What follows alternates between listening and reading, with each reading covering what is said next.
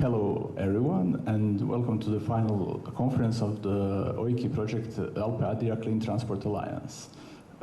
Today we will hear interesting details and about the project itself, but also about energy transition and decarbonization of road transport. For the welcoming address, I would like to greet Professor Neven Dujic from University of Zagreb, also the president of Zdeve Centre. Neven, the floor is yours. Thank you, Anton. Today is an interesting day in Croatian electrification of transport. We managed to organize our conference exactly on the day when the Fund for Energy Efficiency and Renewable Energy is giving away money for subsidy for buying electric vehicles. We have planned this conference 2 months ago, and they only decided about date today a week ago. So there was a lot of excitement today on it, and all the money, around 15 million euros, have been already spent in 30 minutes this morning. Electrification of transport is finally coming also to Southeast Europe, and this project was quite timely because the electrification is finally starting. We need to reduce CO2 emissions in transport by 2050 practically to zero, and it has only started relatively recently since we didn't have the right technology. Now that we have technology, now we can start, but we need to search for synergies with other sectors. We are now building Fit for 55 with new directives, new regulation, and new strategies, new goals, and we are going down to zero, hopefully very quickly. The electric car market is gearing up. We can see the typical S-curve. In the beginning, there was a slow start, but now the curve is going up very, very quickly. We already have 8% of all cars sold on a global scale electric, which is a huge number. In EU, last year was 19%. Of electric car, and we are probably expecting some like the 30% this year. Croatia is only 3% electric cars, but we can see there is a huge interest because it took only half an hour to spend all the budget for electric cars for this year. The issue that we have to think about, because we have to make some decisions now, is that charging of electric cars may be a significant issue in our power system. Just let's imagine a situation in which we have all cars electric. Everybody comes home at 5 o'clock p.m. Everybody has a fast charger at home, let's say 70 kilowatts, and everybody plugs in exactly at the same time with empty battery. That would take 20 times more than installed power in Austria, for example, but in probably many other countries. Of course, this is never going to happen because not everybody will come at the same time home, and not everybody will have empty battery, and I don't think most people will have fast chargers at home because it doesn't really make sense. But this is what JRC thinks. But anyway, we will need smart charging, and it should be market-based in order to smooth the demand for charging. So this is an issue we have to be thinking now, because once the problem hits us, it will be too late to rewire the system. So what we obviously need is two types of chargers. One is fast chargers on highways and main roads, because people don't want to spend hours waiting on the road. They have to be fast chargers. But they're only doing around 10% of kilometers distance travel, and probably even much lower percentage of kilometers on such long distance travel, more than a few hundred kilometers, when you actually need to charge it on the way. Because if you have a 70 kilowatt hour, 50 kilowatt hour battery, you don't need to charge for 200, 300 kilometers. So if you're doing only 200 kilometer trip, you don't really need a fast charger on the way. But if you're doing 1,000 kilometers, if you're going to your one trip per year to the Croatian or Montenegrin seaside, all the way from Germany, then of course you need fast chargers. And this is why it is extremely important for our countries in this region to build them quickly, because we are already receiving quite a lot of electric cars coming. The market in Western Europe was 20% last year, meaning we will be seeing many electric cars coming to our seasides. We need to solve that. On the other hand, we will need slow but smart chargers at home or at any parking place. 96% of time cars are parked, and they should be plugged in. And they should be able to help balance the power system once we are not going to have thermal power plants anymore online. They will be used as a balancing tool, smart charging, or even possibly vehicle to grid. So we did a simulation for one region in Croatia. What does it mean, smart charging? The additional electricity demand for electrification is not big. It's maybe 5 to 20% more electricity, depending on the region. In this case, you can see it's in green colors.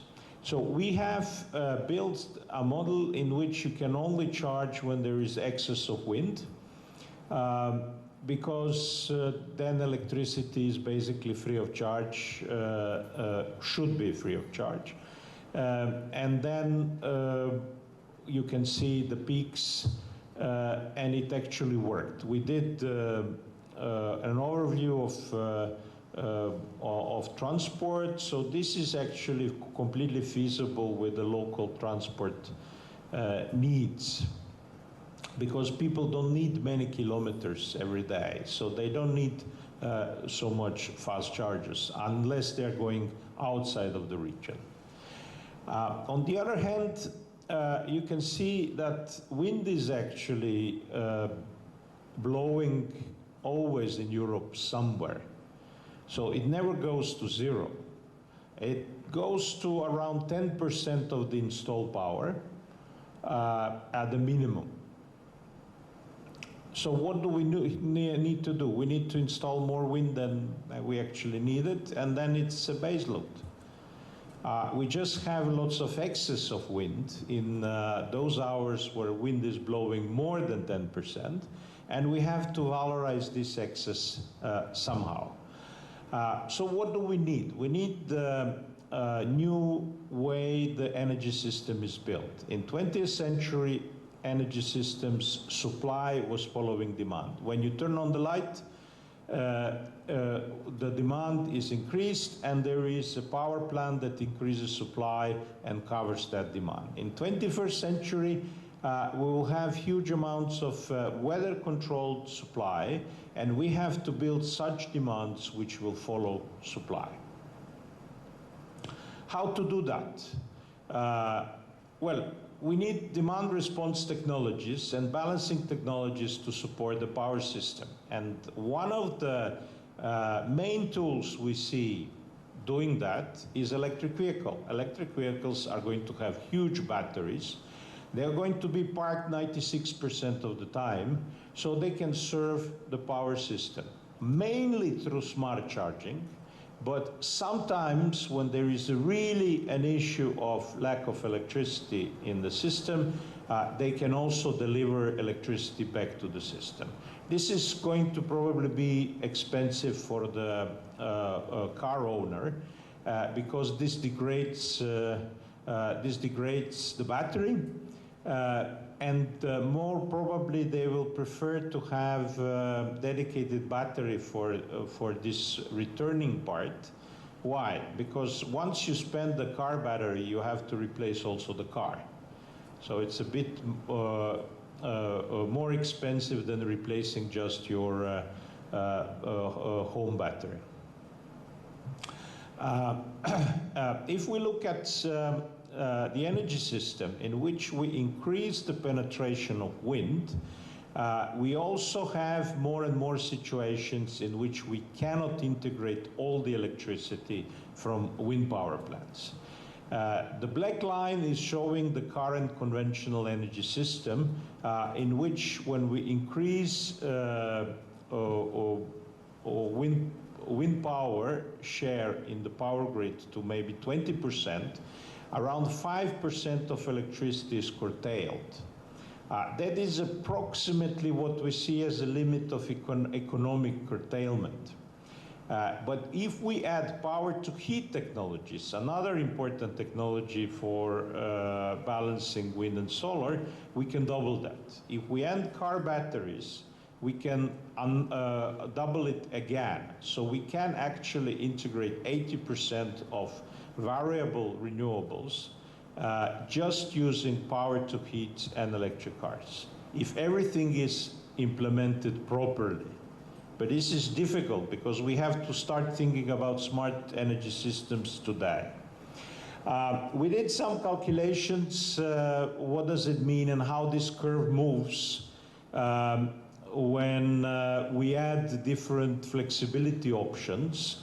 I will not go into the detail, but basically instead of, for example, integrating around 1.4 gigawatt of solar in Croatian energy system, we can increase that to nearly 2.5 gigawatts without significant curtailment rate. So these flexibility options are powerful. And you can also see down left in a green circle, there is a situation in which the whole power system is run on vehicle-to-grid for a few hours. There is enough energy in car batteries to supply power in case everything else stops. This is probably not going to be used so much because we don't need it, but we might need it in insular energy systems in which we don't have other options. So if we look at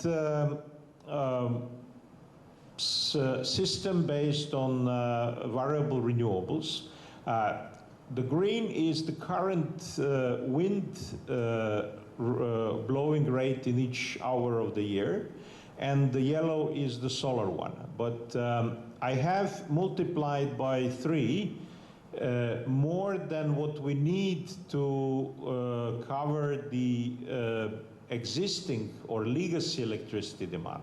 So it's around 10 times more than what we have today, or even more than that.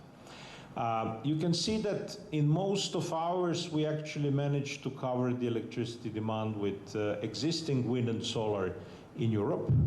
There are only a few hours when we will need a backup, like hydro or geothermal or hydrogen. But we will have huge excess of electricity in some hours. And we can use it to electrify transport, heating, and to produce hydrogen for industry and for heavy transport. If we think what will be the fuel of future, it will of course be based on wind and solar electricity, but the question is, will it be electrical energy directly, or will it be hydrogen, or will it be some carbon fuel produced from renewable hydrogen, renewable electricity, and renewable carbon? You can see at efficiencies here. If we do it directly, charge cars and spend electricity, we are losing maybe 20% of the primary energy. So we need around 4.5 petawatt hours to power all the transport in Europe. If we do it through hydrogen, we need double that. If we do it through carbon fuels, then we need many times more, 6 times more than electricity. So the question is, what can we electrify? And the answer is we should electrify. What we can't electrify, because it's a very heavy and long distance transport, then we should look into alternatives. And with this, I would like to open the conference and pass the word back to Anton. Thank you. Thank you very much, Professor Dujic, for this overview of energy transition and the relevance of electric vehicles in it. Now I will proceed with the presentation about the project itself.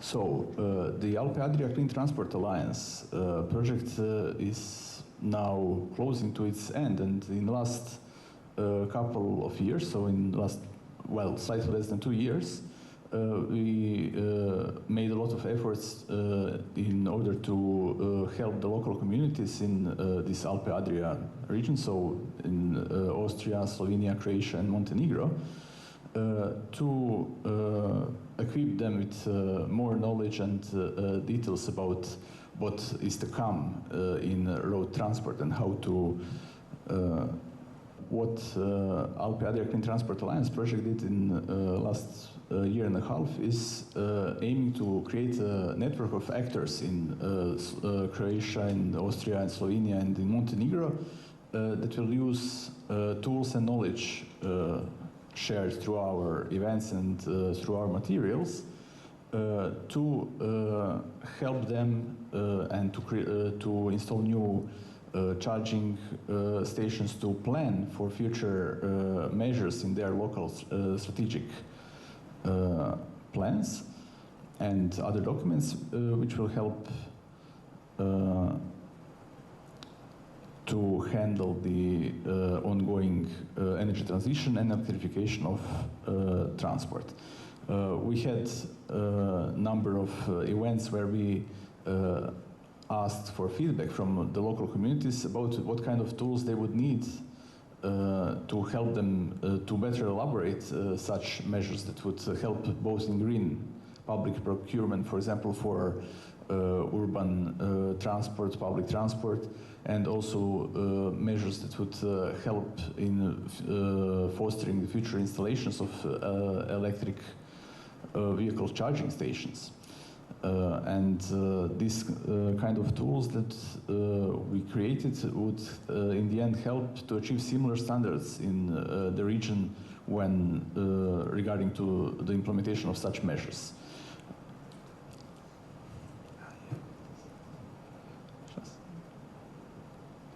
Okay, and of course the goal is to create network of members that will support each other in implementation of such measures.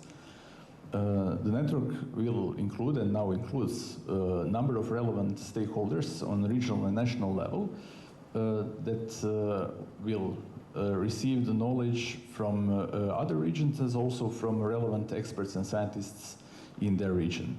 We went through benchmarking of the road transport decarbonization in the beginning of the project, also creating a tailor-made toolbox created for generation of strategic documents and implementation of measures. Also did a number of events and meetings where we educated the stakeholders on the pathways of energy transition in road transport. So also speaking a lot about synergies that Professor Dujic mentioned in the introduction. And with this goal, more than 12 events held with over 250 different stakeholders in all the countries. This is something that we managed so far, and also we worked on drafting of new local, regional, and in some situations even national plans that include measures that would foster the road transport decarbonization. And during the last 2 years, so over 40 meetings and workshops were held in over 4 countries. The white papers on the state of decarbonization of road transport were published on the project website already at the beginning of the project. And then, based on the feedback, the toolbox was created to support the local decision making. And local government units did and still can receive technical assistance from the Alliance to draft new local plans or measures for decarbonization of the road transport. This toolbox contains of best practice examples from some of our countries and beyond, map of the needs for charger installations corresponding to the needs of the coast of Adriatic during the summer season, which is a time of year where we have a lot of vehicles now from different countries of Europe, and in the future we can count on larger share of electric vehicles in such a vehicle fleet, which will create a demand for charging, for which we need to be ready in all of our countries. Also, training materials are available as videos and PDF materials on the website and on the SDEVES YouTube channel. And we are also preparing the course database for local communities so that they can orient in terms of evaluating the measures that they would like to implement. On the website you can find all the materials and information about the project, also materials from specific events. And you can also join the Alpe-Adria Clean Transport Alliance specifically in order to get advanced information about what we are doing today and also in the future. Our network is in expansion, so we are not only staying in our countries in this project, but we are also making valuable alliances with interested parties from other countries such as Slovakia, Hungary, Bosnia and Herzegovina, Serbia, Kosovo, Macedonia. And we plan in future to collaborate with them, and both in use of our toolbox and in creating new plans that include significant measures for road transport decarbonization. So also we would like to thank our funders, the EUKI community and German government for supporting this project, and we would like to invite all interested parties to observe the opportunities through EUKI and new opportunities opening up in November of this year, and you can get more information on this if you follow the EUKI website or Twitter, EUKI Climate, and Facebook page of the EUKI community.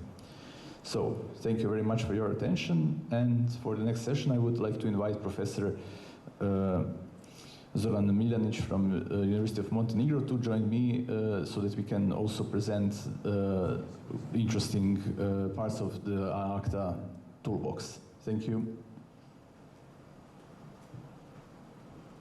Thank you, Anton. Antone, I would like to greet you all. Good day to everybody. I will tell something about tools, optimization tools that will be used for alleviate problems with planning of charging infrastructure for electric vehicles. Basically, our tool solves an optimization problem, combinatorial optimization problem, which has a unique goal to select optimal locations for charging stations. In order to do that, we need to define purpose of locations, or whether they will be used for fast or slow charging. When fast charging is in case, we need to collect the data regarding main traffic routes with high traffic frequency, and when slow charging is in question, we need to collect data regarding strategic locations in city center, like public parking lots, city malls, intermodal nodes, etc. However, we need also to consider several constraints. These constraints can be country-specific. Like we have one constraint in Montenegro related to spatial planning preconditions. It is an important challenge in Montenegro, which is caused by limitations in valid legislation in the area of spatial planning and construction. Our legal documents do not recognize charging infrastructure.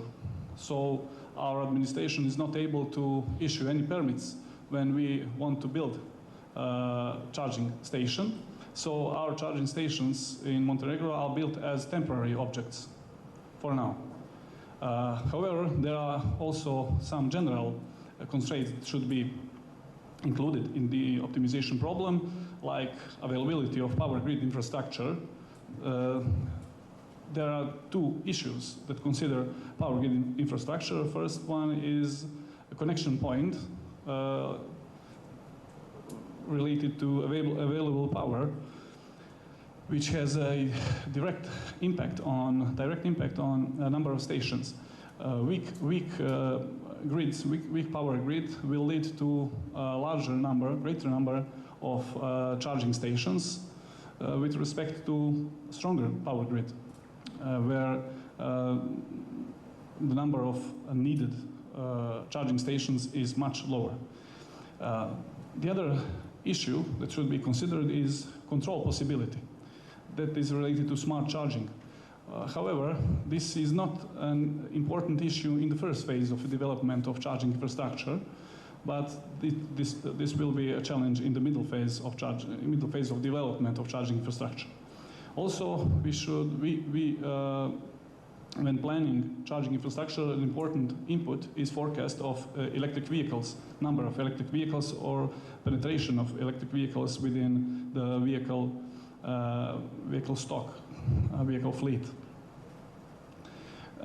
We developed a tool, an optimization tool, which needs some basic data, basic input data.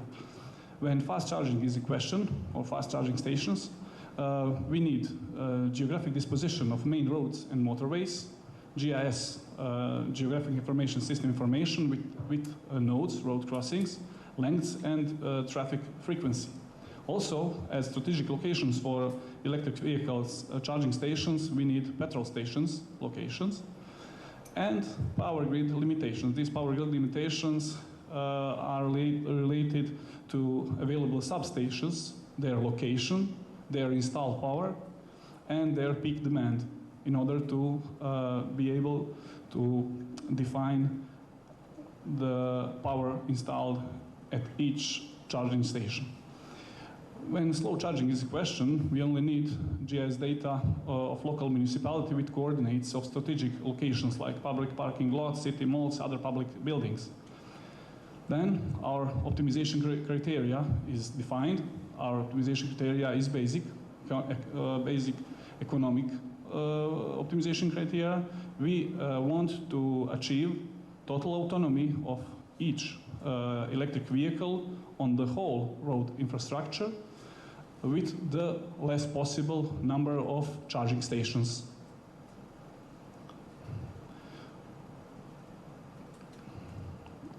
Also, when solving the optimization problem, we need to consider constraints.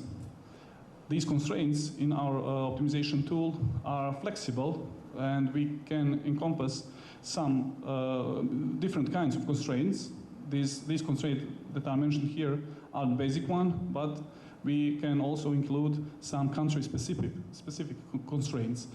The first constraint is assumed autonomy of the fully charged electric vehicles, typical charging time, slow or fast charging, number of charging places per charging station. This is highly impacted by power grid limitation. Our optimization engine or optimization technique that we used for our tool is flexible because we can define a goal function in different ways and adapt it to a specific usage. Also, our main optimization technique is mixed integer linear programming. which is very reliable and fast. It has a fast execution, although this is a tool for planning, and the speed of solving problems is not an issue, is not an important issue. Also, we tested meta-heuristic techniques using the same constraints and optimization goal, but the mixed integer linear programming showed better results. As a realization, we used, in order to be more simple for usage, we used Excel spreadsheets as input. When collecting input data, we used Excel spreadsheets with strategic locations of potential places for charging stations. Also, we used GIS data disposition of road infrastructure or picture with numerical information regarding the road infrastructure, and the forecast of number of electric vehicles. Results are the following: minimum number of locations for charging stations, geographic distribution of charging stations, eventual new locations for charging stations if there are no already available strategic locations, necessary number of charging places at charging location depending on the expected number of electric vehicles, and all these data, all these locations are saved in Excel sheet or KML file, which can be used for import in any GIS software.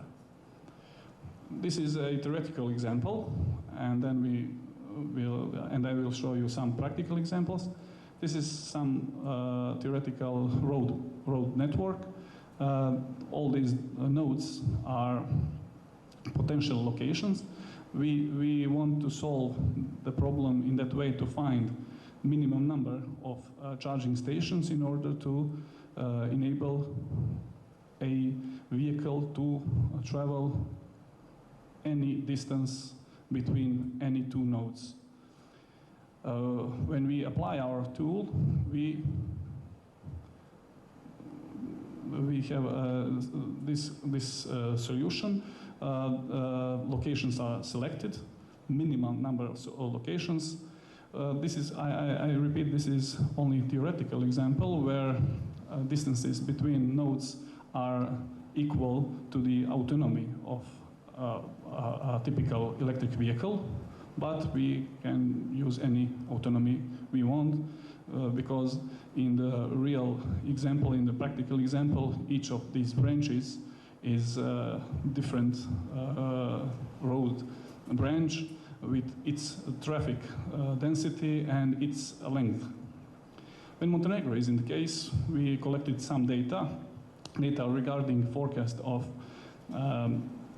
electric vehicles, number penetration of electric vehicles within the national vehicle fleet, and we use that to correlate it with the number of needed charging stations. Also, we, as data for Montenegro, we used this picture on the right side of the slide, road map, road network of Montenegro, with these blue dots are petrol stations in Montenegro. Our tool, optimization tool, works this way, collects all the data, creates a graph of a road network with these dots as a strategic location, and then selects optimal ones for charging infrastructure.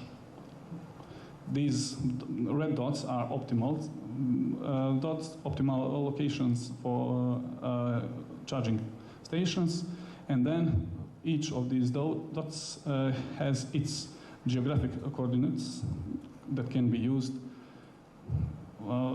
as a KML file that I mentioned earlier.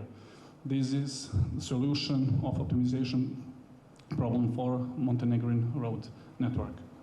Also, we used some data that we gathered for municipality of Split. As you can see, these dots are potential locations, various strategic locations, petrol stations, parking lots, etc. Also, we used a road network, GIS data. This is road network, which a wider area not just split in the municipality. We also used this for our testing, for our optimization problem solving. And maybe you can not see that now. These blue dots that can be seen are optimal locations for charging stations in order to make the whole network observable for any vehicle. Any vehicle can travel between each dots, between each parts of this road infrastructure using these charging stations. When we translate this into map, we can see this is only for a split municipality as a solution. Also, our tool is used to correlate number of electric vehicles with the number of needed public charging stations. For Montenegro case, we achieved to a general conclusion that one charging location per 10 cars is good for the first phase, and in later phases, this ratio can be 1 per 20. Structure of these charging stations is as follows. 30% of charging stations will be with 8 kilowatts of installed power, 60% of charging stations with 20 kilowatts of installed power, and 10% of fast charging stations. This is the results that are shown according to forecast of number of electric vehicles in Montenegro for basic scenario and for optimistic scenario. And for conclusion, I would emphasize that this optimization tool is based on easily accessible data, road infrastructure, traffic frequency, petrol station locations, and parking lots locations. Excel is the Excel is the basic tool for arranging input and output data. Output is prepared in form of KML file or other types of files that can be used with GIS software. Main engine of the optimization is developed in MATLAB, but it can migrate to other platforms, Excel or web platform. Our future plans are to prepare this tool as a web platform with web-based interface in order to achieve better user friendliness. Also, we try to encompass much more constraints which are related to specific power grid data, also enabling addition of other optimization constraints that are location specific, and to test this tool on other practical problems. Thank you.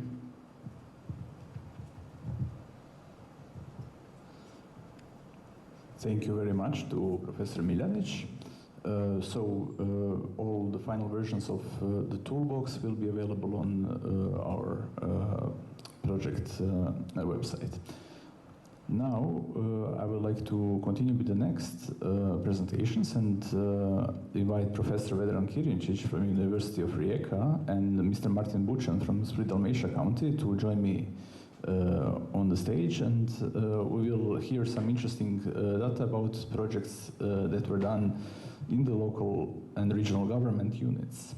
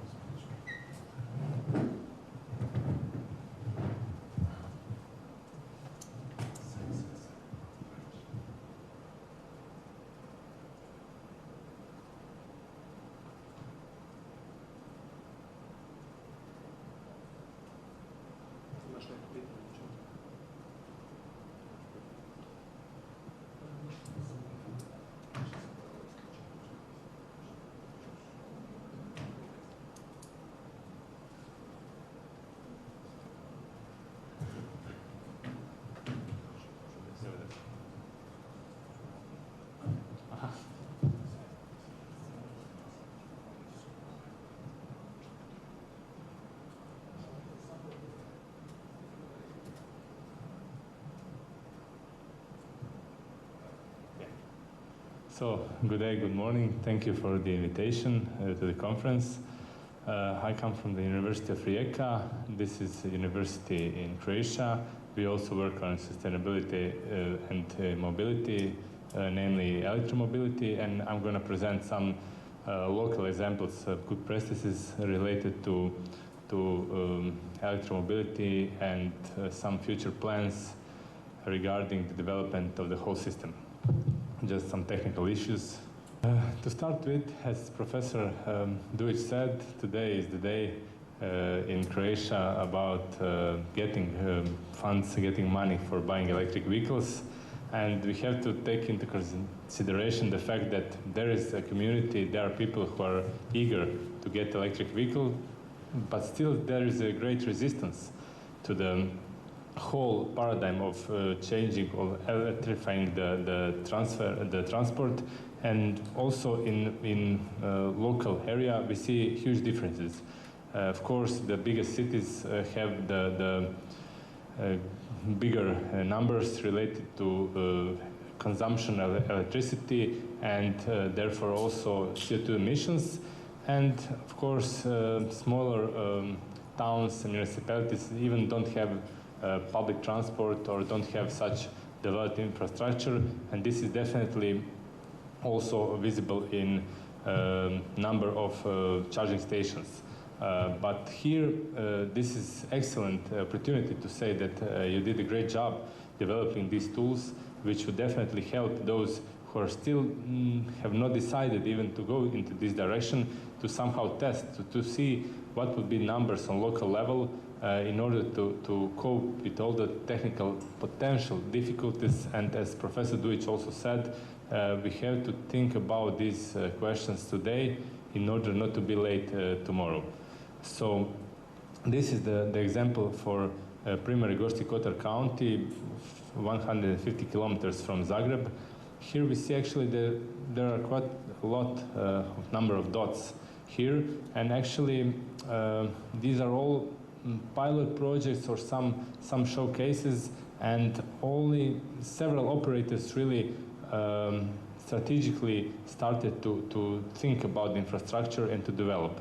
We see here either some private hotels or national operator started the network, but the issue with such a network that we have for the end user, for EV owner, it has to have 5 tokens, 5 mobile apps and so on. This is quite complex for them. They are still treated like some kind of enthusiasts who are definitely willing to use the network, but still a lot of technical issues and difficulties. Either charging station is not working, or there is a conventional vehicle parked on the space on the parking space and so on. So a lot of I would say child diseases in this system has to be solved in order to be really a smooth transition for the majority, because here we want to talk about a large scale, about a big number of users, and for this we have to optimize all the possible aspects of using this system. So I would give 2 examples of in Croatia, in Primorje Gorski Kotar County. These are 2 interregs, so NRMob and NRNetMob, in which the county was one of the partners in the project, tested this small infrastructure by building 3 charging stations in each project, and also rented a vehicle to gain some experience in order to be able to transfer the know-how to the municipalities. And still here we also in the first phases we saw some reluctancy. We saw some issues from people, from potential users of the vehicles, because they would rather take a conventional vehicle in comparison to electric one in order to go to some destination, because this is more complicated, this takes time to charge and so on, and they were not even sure whether they will get to the destination, especially when they go to mountains such as Gorski Kotar part, in which they had to charge. So I see the key factor here are people, and the proper education of people and those either decision makers or end users, because otherwise if we don't have the collaboration and continuous communication with them, once that opportunities are opened, they won't be able to react in a way in which they would if they were prepared. And of course that the professions such as we are have to support them continuously. This is another project which took 15 partners all across Mediterranean, and also experiences are positive, but still there were some issues during the whole project with development, with testing and so on. So when we, for instance, take the Primorje Gorski Kotar County as an example, I did the analysis for these, all the deliverables needed here, and we actually, when the analysis was done, concluded that the position of the county is quite good. In comparison to the rest of Croatia, we have quite big numbers related to the infrastructure. Now this is also the question, the chicken or the egg, whether this is already, it was too soon, or there is actually not enough vehicles to be using this infrastructure. But I believe that, I would say that this is a good start position, because based on this number we should scale it up to be able to support not only the fleet of local, of inhabitants of the county, but also the tourists who would be recognizing the destination. And we here talk about our country and even other partners, for instance, in your project, which should be branding themselves as EV-friendly destinations in order to be able to accept all the fleets of incoming tourists with their needs related to charging. These are some numbers. I won't now bother you with this, but here we see that we would need to even triple the existing fleet in Primorje Gorski Kotar County just to be on some basic scenario, which is something related to national numbers. But this is even not too ambitious, just to be on a basic scenario. This is the example of the island of Krk in Primorje Gorski Kotar County. They started 10 years ago with developing, thinking about the vision of energy dependency, of CO2 neutrality and so on. And one of the pillars is definitely transport, because it has quite a large share in overall emissions. And therefore they started to develop the charging stations network. They acquired a small fleet of electric vehicles to be used by municipalities, by mayors, and also by local utility. And in this project they wanted to show to the inhabitants the possibilities used by electric vehicles. So there are many analyses, sub-projects and so on. One of these is a sharing system. They started bike sharing system, now it's being expanded to scooters and so on. So also we organized a demonstration of electric vehicles last summer, and some interesting models and simulations are also done. Here I'd like to emphasize the need of strategic approach, not to just have it be building small networks through this is positive definitely through pilots and so on, but to have some strategic approach to be able to, as the colleague earlier showed, to be able to identify all the best locations for the charging stations, and then to act as when opportunities arrive to be able to build this network. Also similar story on the neighboring islands of Cres and Lošinj, in which they modeled the system and also drafted agenda in order to solve this issue, to completely actually go through this energy transition process. And also this is important for them, that the transport is here quite important because it has quite a big stake in CO2 emissions. Definitely decarbonization, electrification through renewables, and this is something that should be emphasized to, in parallel to develop renewables projects, as it was already says, smart charging. This we don't have any other options, because otherwise we would have to have huge storage, and it doesn't make sense. Some of the examples of local projects related to electromobility, and also these are some other projects locally, but it shows us all the variety of technologies and potential maybe even startups and so on that are developing some solutions. For instance, this Sparklio is developing Barrier, which is relatively, I would say, easy solution to solve the issue of parking on a parking space reserved for EV owners. Also, sharing systems, for instance, this is the sharing system in the city of Rijeka related to electric bicycles, but also they started a fleet of scooters, and now in second year, the city of Rijeka introduced even bigger fleet, and 3 operators are going to be available in the city of Rijeka. The numbers are definitely positive and encouraging for locals. Now Martin is going to definitely have more words about the next bike and the story of city of Split.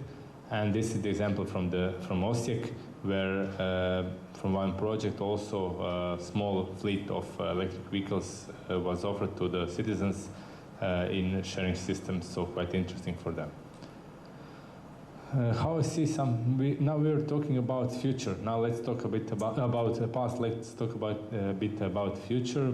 Definitely electrification through analysis and to somehow collect the low-hanging fruits, introducing innovative mobility concepts. Not only talking about now fund is offering money for buying vehicles, but we should be talking about how to support the fastest version of the decarbonization. I believe this is through actually changing the paradigm towards using vehicles, not necessarily owning them, because as it was said, 95–96% of the time the vehicles are parked. So someone could be using not necessarily our own vehicle, but we could be part of a bigger scheme using either not necessarily a sharing system, but some kind of subscription in which we would be using vehicle as a mobility on demand. And definitely renewables and planned infrastructure, this is something, but I believe that the last part is actually the crucial one, to have people who will be understanding the system, the process, and who will be willing to actually participate in it. Because otherwise it doesn't make sense to build all the technology systems if we have the resistance on the end user side. So once it should be the system that is quite straightforward and easy for the end customer. Everything should be integrated through one app, one interface in which they will be only using the systems, and either prepaid or postpaid model could be offered. And for them, for all of us, we are also potential users of the system, and this is something how I see the future. Because as there are blockchains and everything is connected now, we are going to talk about Internet of Mobility, and actually, we from now we have some sharing systems operators. Once they will be integrated, and everything would be connected, as we, I believe, have in different part of the year or even during the day, we have different mobility needs, and for this we need different vehicles. And therefore, we should use the variety of options in order to be able to optimize the whole system. So to end with, we all heard of Rimac and their story. But here, it's not about the supercar, it's about changing paradigm. So not the ownership, but using vehicles, and changing our approach towards this transport and mobility issues. And we have a lot of activities related to education, to proper dissemination, and to supporting the decision makers in good decisions which are based on some calculations, not only on some newspaper titles. And so in this sense, I believe that the future is green, and I'm optimistic about that we're going to together solve this big issue related to mobility, and definitely I see electromobility as a solution. Thank you for your time, and hopefully we'll have time to catch up and to talk about these topics.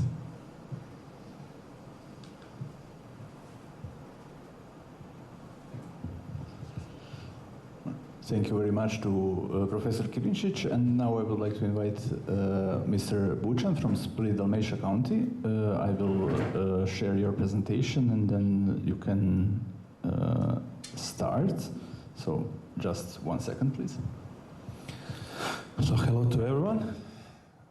It's really impressed whether your presentation is really good. It is very interesting to see so many different new and very quality data. So first of all, I will starting with beautiful presentation of the pictures, some parts of the county split in Dalmatia. So for someone who didn't been down there, we are expecting you, especially if you are coming with electric cars. So the funny things that 2014, I'm start together to collaborate with Zdeves, with Nikola, and some other guys from Boris Josic and another about electric charging vehicles, about charger issue and that kind of stuff. And we are trying to found some Interreg project, cross-border cooperation between Croatia and Italy or some other Interreg Med to found the solution to develop and to test some that kind of stuff. So the funny things is also that during that period we have about 13 or 14 electric cars in our county. So till now we are the hugest county for the numbers, more than 700 cars, electric cars are in the county of Split and Dalmatia. And I hope so today after the finish this call that Professor Duic already said that is finished in 30 minutes, that number, it will be even more, especially in our county. So this is our activity in the sustainable transport in the county Split in Dalmatia. It's huge problem to organize and develop transport system because we have two different kind of mode of the transport. The first is without tourists and another one is with tourists. So the numbers is now double. Its inhabitants in the county Split in Dalmatia is about 500,000 of people. But during the summer season, it's even 1.2 million people are floating in that area. It's huge pressure on whole infrastructure. So, as I already mentioned, we are started and found the project Intermodal. It is EPA Cross-Border Cooperation 2014, and we are try to see from that perspective what is the first, the chicken or egg. He said, okay, we want to develop the 5 electric charger station, and the next panel I will speak about that, how we are found a solution for the public procurement. But now I will just send what is the pilot activity carried through this project. It was the program of the Island Connection, application for analytic monitoring the movement of the tourists in the county, application for the county public bus lines, and program of the co-financing of the transport cost for students and school pupils in the hinterland part of the Split and Dalmatia County. So it is the one of them, and now, as already veterans said, we are speak about gasification or electrification of the ferries. Found the best solution with the battery storage or some other transport model, how to develop all of that activity.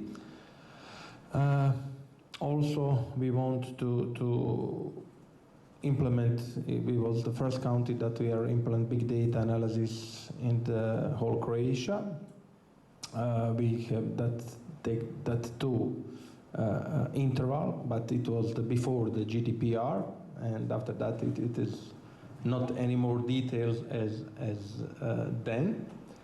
And we developed that all together with our national Croatian Telecom.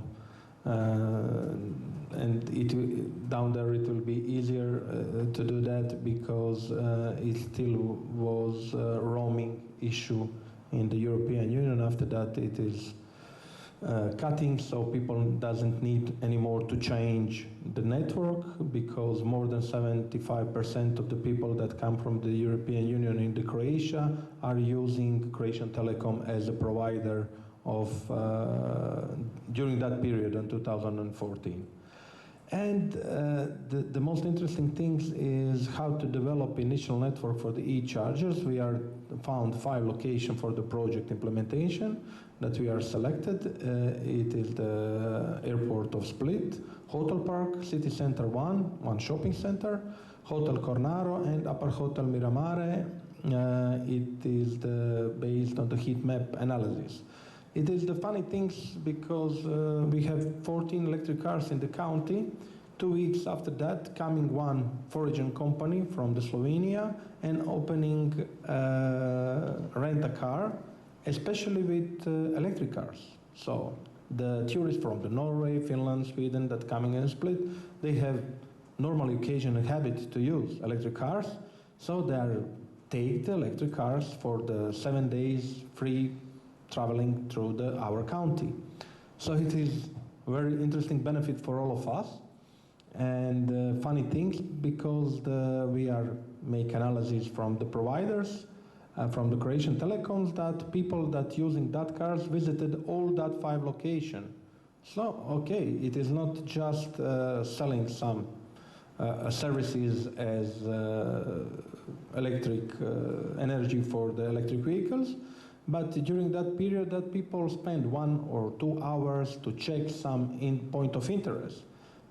So it is very interesting to see how to develop some special area to develop as a tourist destination or something like that. And all that 5 chargers are opening in 1 day. It is in June to July 2015, more than 7 years.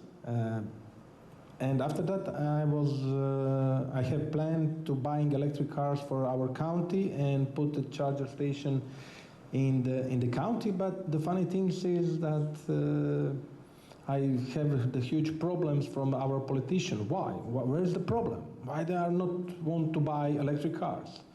So after the retirement of the driver, who is drive the county perfect, he said to me, you know, Martin, I want to say that I'm not, how to say, be okay with you, because I stopped that and tell a country perfect that electric cars are not something really good. We don't need that. It is the better 2.0 diesel 4. I said, okay. So we are still stopped, and I hope so very soon that we will also change that. So also that charger station and the whole that project idea, it's open too many things in too many directions. And after that, we are trying to find new money for the investment in that integration. After we are finished that first project, we are opening another one. Another project, it was step up. We are checking in the rural part of the county how to relationship with the location to bike Eurovelo 6. It is also cycling tour from the European Union that's going from Slovenia to Greece, and where to put that network of electric charger station and that things. So the scope of the pilot integration, it will be also to develop and to promote that the new system, the traffic data testing service, installation of the smart charging station, integration with the data collection port, and collection and connection of GTFS data integration with the platform. That is something that you are already speak, Vedran, before of me. So it is some challenges that we still have that same problem, not the existing infrastructure for the setting up charging station, impossibility of obtain an electrical connection from the hub, collection of GTFD and GTFS data and data in digital format in general, and integration of point of interest with the portal platform, problem with operation, the back office tool. So development of the charger station are the necessary infrastructure, create the basis for the development of the potential intermodality and multimodality through the transport of creating precondition for the strength of the smart and green mobility sector, possible car sharing and bike sharing services, and reducing emission from the transport sector. After that, we have found another project, Sutra cross-border cooperation between Croatia and Italy.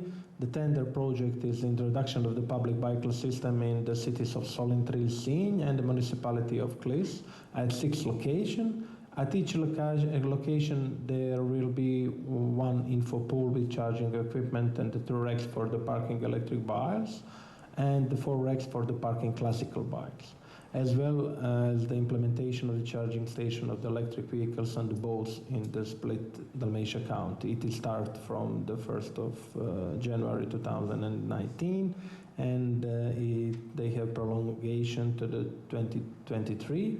The whole budget is about 2,900,000 euros. So this is that potential location. It is the one of the main road here from the city of Split to the Sinj and the lake of Peruća. So this is the equipment to be placed in the county, and the whole investment in county of Split and Dalmatia is 200,000 euros. So this is the picture of the location and investment. And what is this project is very good for us, because we are using all the data that our colleagues from the Montenegro prepare, and also Anton to help us, because we are developing the master plan of the traffic for the functional region Central Dalmatia. So all this, the data and analysis will be very interesting for us to involve in that project.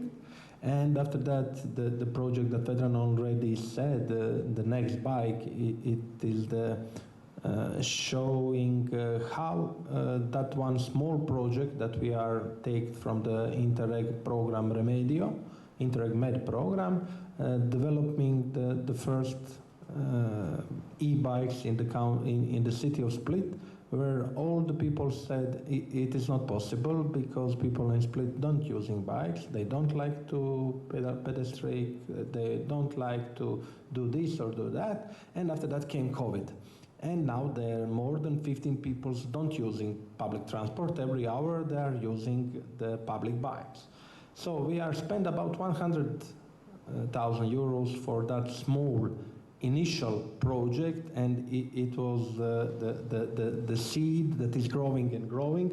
So from the E2, from the agglomeration for the big cities in the Croatia, a city of Split choose the bike. It's worth about 13.6 million kuna, and they will establish development of the public bike system in the urban agglomeration of the Split. It is the 13 cities and the municipalities in that area. So as an alternative form of the public transport. And to this project in the area of the agglomeration, we will have 41 new stations with 242 bikes. And we will set up and 2 bicycle roads will be established, one in Trogir and another in city of Split.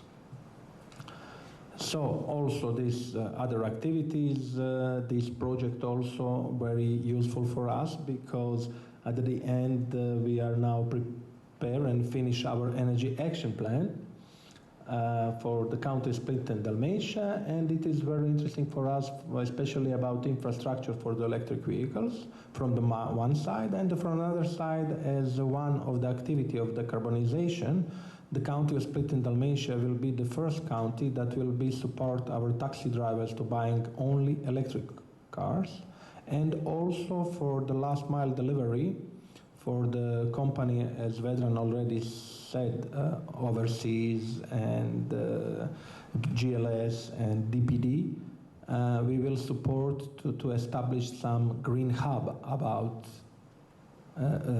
charging station, battery storage, photovoltaic on the roof of that storage for the package. So we want to and also we found to try to find money for invest for European project. And the interesting things is that all that solution at the beginning are using people from the Austria, Slovenia, or from Zagreb that coming in the split to support us to implement that. We are using also one Interreg Mediterranean Green Mind project to develop, encourage development of economic competency and innovation in the green and smart mobility industry. So Vedran already mentioned Parkilo is a company from the county of Split and Dalmatia, and they have direct support from the county to develop that product. They also are we are found them through this Green Mind project and support them from that idea, and he's growing up and growing up. He has now more than 35 people working for them. So we have now more and more company directly from the county Split in Dalmatia that they prepare new solution, new idea, and they create them and implement on the county level. That is something really necessary that people are thinking in that way how to do that. So this is also one of the other activities that we are prepared, the 4 projects related to the transport or decarbonization, where we are the topics are also one of them is together with Antun, Integral, the project, and this is some topics, development of the Green Hub, the last mile delivery package, electric minibus for the rural part, the bus on demand. We are planning to see from the one side how it will be from the one point of interest to another one, the developing transport system for the area that it is not too many people live in that municipalities. Also, we working on the strengthening of the capacity of the cities and municipalities for the electrification of the transports. We want to test vehicles as a social car for from the county using till 3 afternoon the cars, and some other companies, and that is also in the Overschnipp as how to say that, health insurance or public companies of the county of Split and Dalmatia, that using that cars in the other period till 8 o'clock at night. Also, we are preparing and try to found a new project to Euromed Activity 2.7, and as I already mentioned, the topics battery storage, ferries, and developing of the infrastructure of the county of Split Dalmatia. It is something that we want to be involved more and more in future. So thank you for your attention. If you have some question, we are able to answer rather than me. Thank you. Thank you, Mr. Buchan, for your excellent presentation, also Professor Kirincic.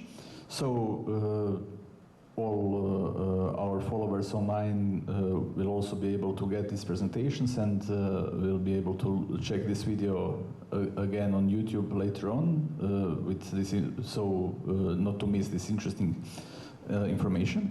And now I would like to invite on-site participants to join us for the coffee break, and for all other participants online, we will continue the program with the panel on green public procurement at precisely 1 o'clock. So thank you.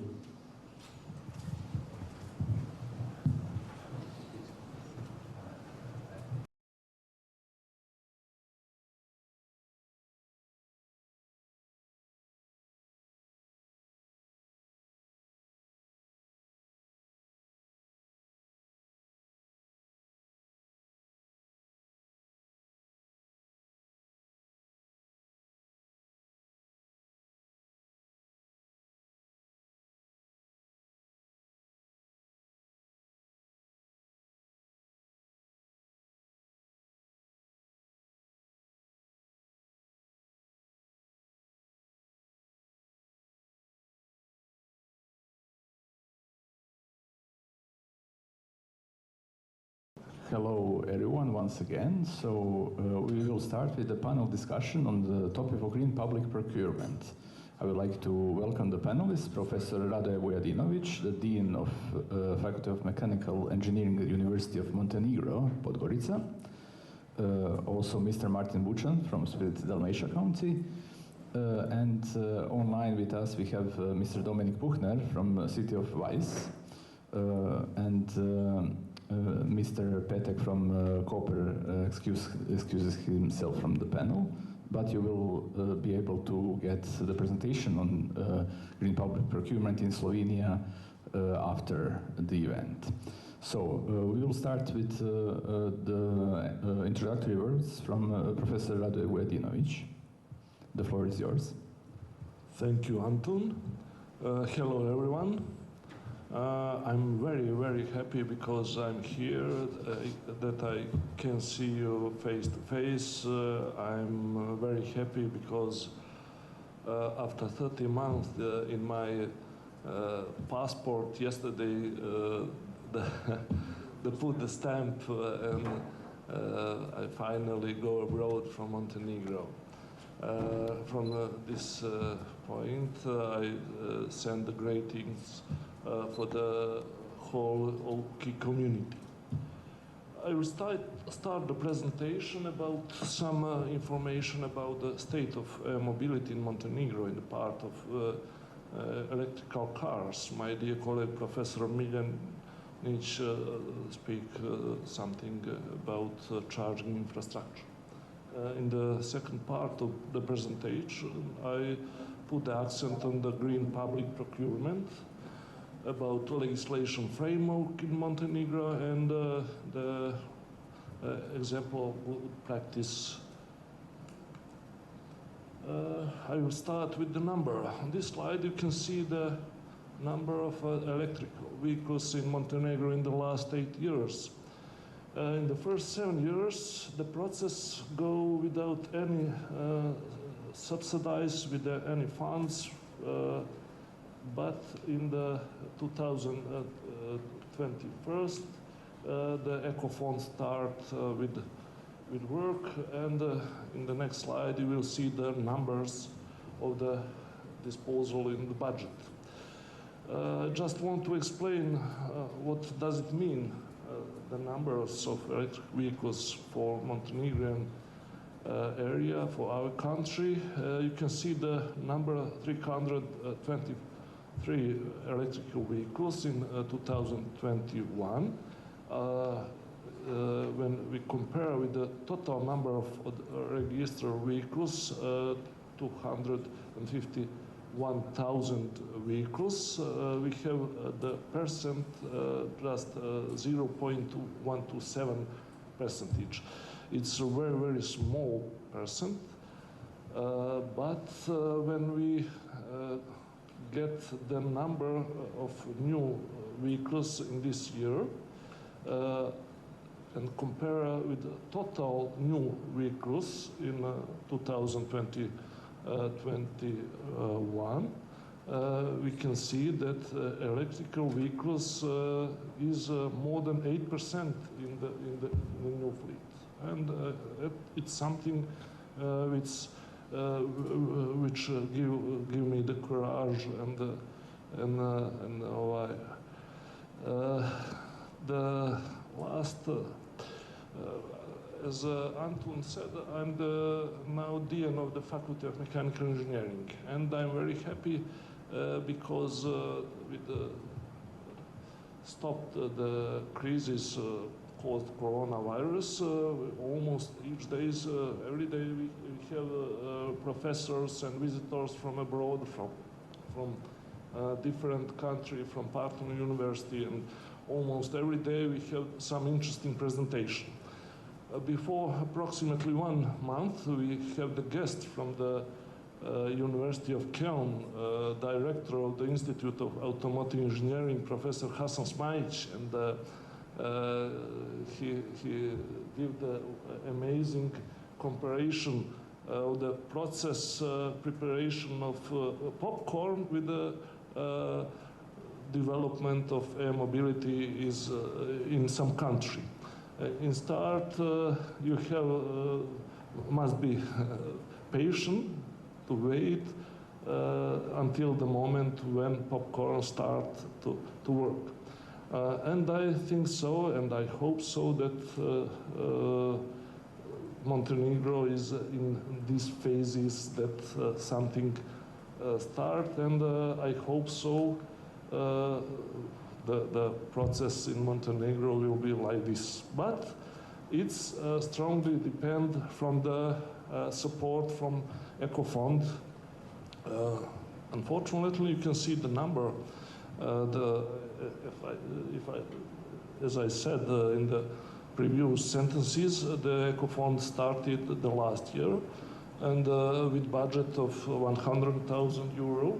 You can see the amount for the two categories, battery electrical vehicles, 5,000 euro is subsidized, and for hybrid electric vehicles is 250 euros. And as you can see, the budget is enough for just 30 vehicles. In this year, the budget is double.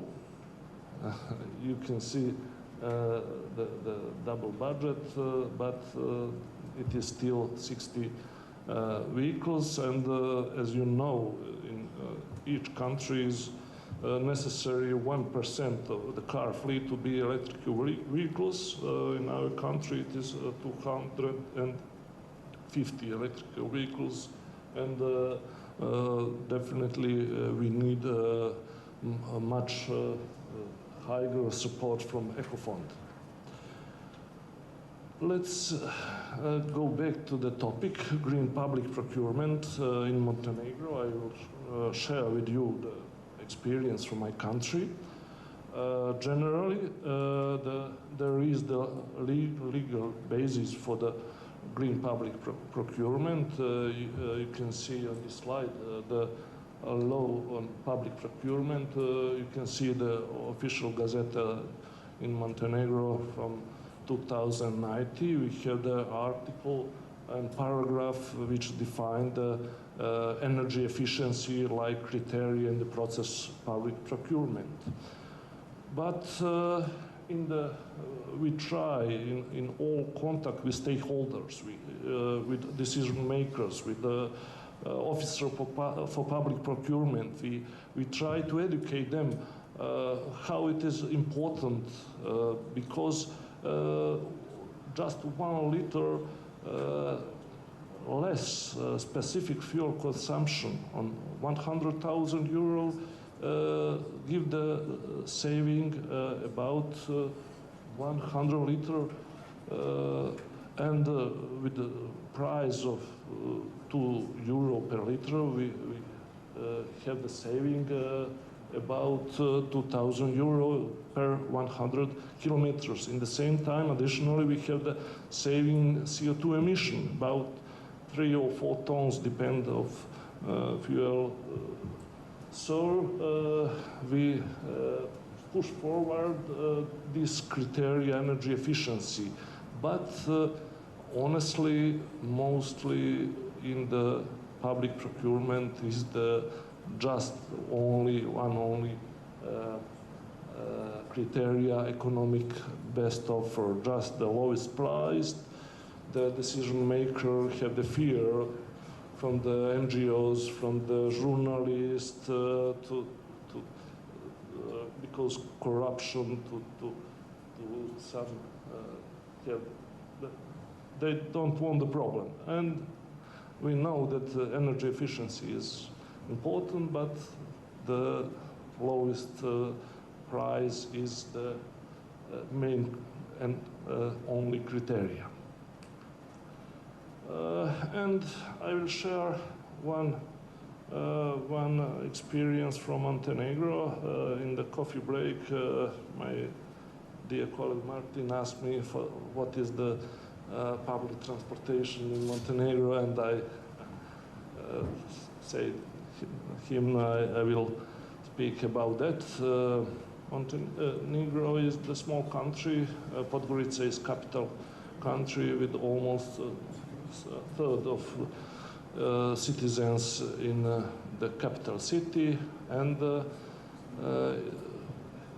it has a problem in the urban mobility. With the support of GIZ in 2019, Podgorica adopted Sustainability Urban Mobility Plan. And in that plan, the public transportation is pointed as one of the biggest source of the problem, and management of capital city got the budget of 2 million euros for purchasing buses. And the decision maker must make decision. 3 electrical bus plus charging infrastructure for this bus, or 16 bus with diesel engine with Euro 6, and in this situation they make decision to buy 16 bus with diesel engine. Not because they didn't like electric vehicles, but it's reasonable. 3 or 16. Euro 6 emission standard, very attractive with all equipment which is necessary for the comfortable transport of passengers. And we during the ACTA project have the hugest communication, the biggest action with the municipality Podgorica. And they told me, Professor, we try to found some source for funding, and we do on that job to purchase electrical bus. And for start, they buy one small bus which travel in the city center of Podgorica. He transferred the older people and people with problem with mobility in the city center. Very attractive electrical vehicles, and we hope so in the near future the municipality Podgorica will have found the funding sources for electrical bus. But Martin told me there is so many Tesla. Yes, the best practice from Podgorica, the secretary for the traffic make decision for new licenses could apply just vehicles, just electrical vehicles, and who want to be a new taxi supplier must buy the electrical vehicles. So in this moment we have the 43 electrical vehicles in auto taxi services in Podgorica. It is about 5%, which is a good result for our proposals. And I want to share the example of good practice from the municipality Žabljak. You can see electrical vehicles, electrical bus for the Žabljak is the small municipality in the north part of Montenegro. You can see the beautiful mountain Durmitor and beautiful Black Lake, and this is national park, and this kind of vehicles with zero emission, with no noise, with no exhaust emission is perfect solution for this proposal. But in Friday, when I prepared to coming here. Have the call from the UNDP. This is the donation UNDP and Nova Ljubljanska Banka. I have the call, they have the problem with maintenance of the vehicles. Unfortunately, they buy, but they haven't care, they haven't support in the maintenance services, and unfortunately, the bus is out of use. So, I want to generally tell some thing about this project, how it is important for our country during this almost 3 years. We have so many activities, so many education of population on the people in the municipality.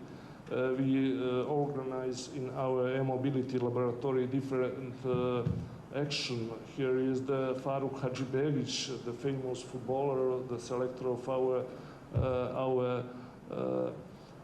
national team.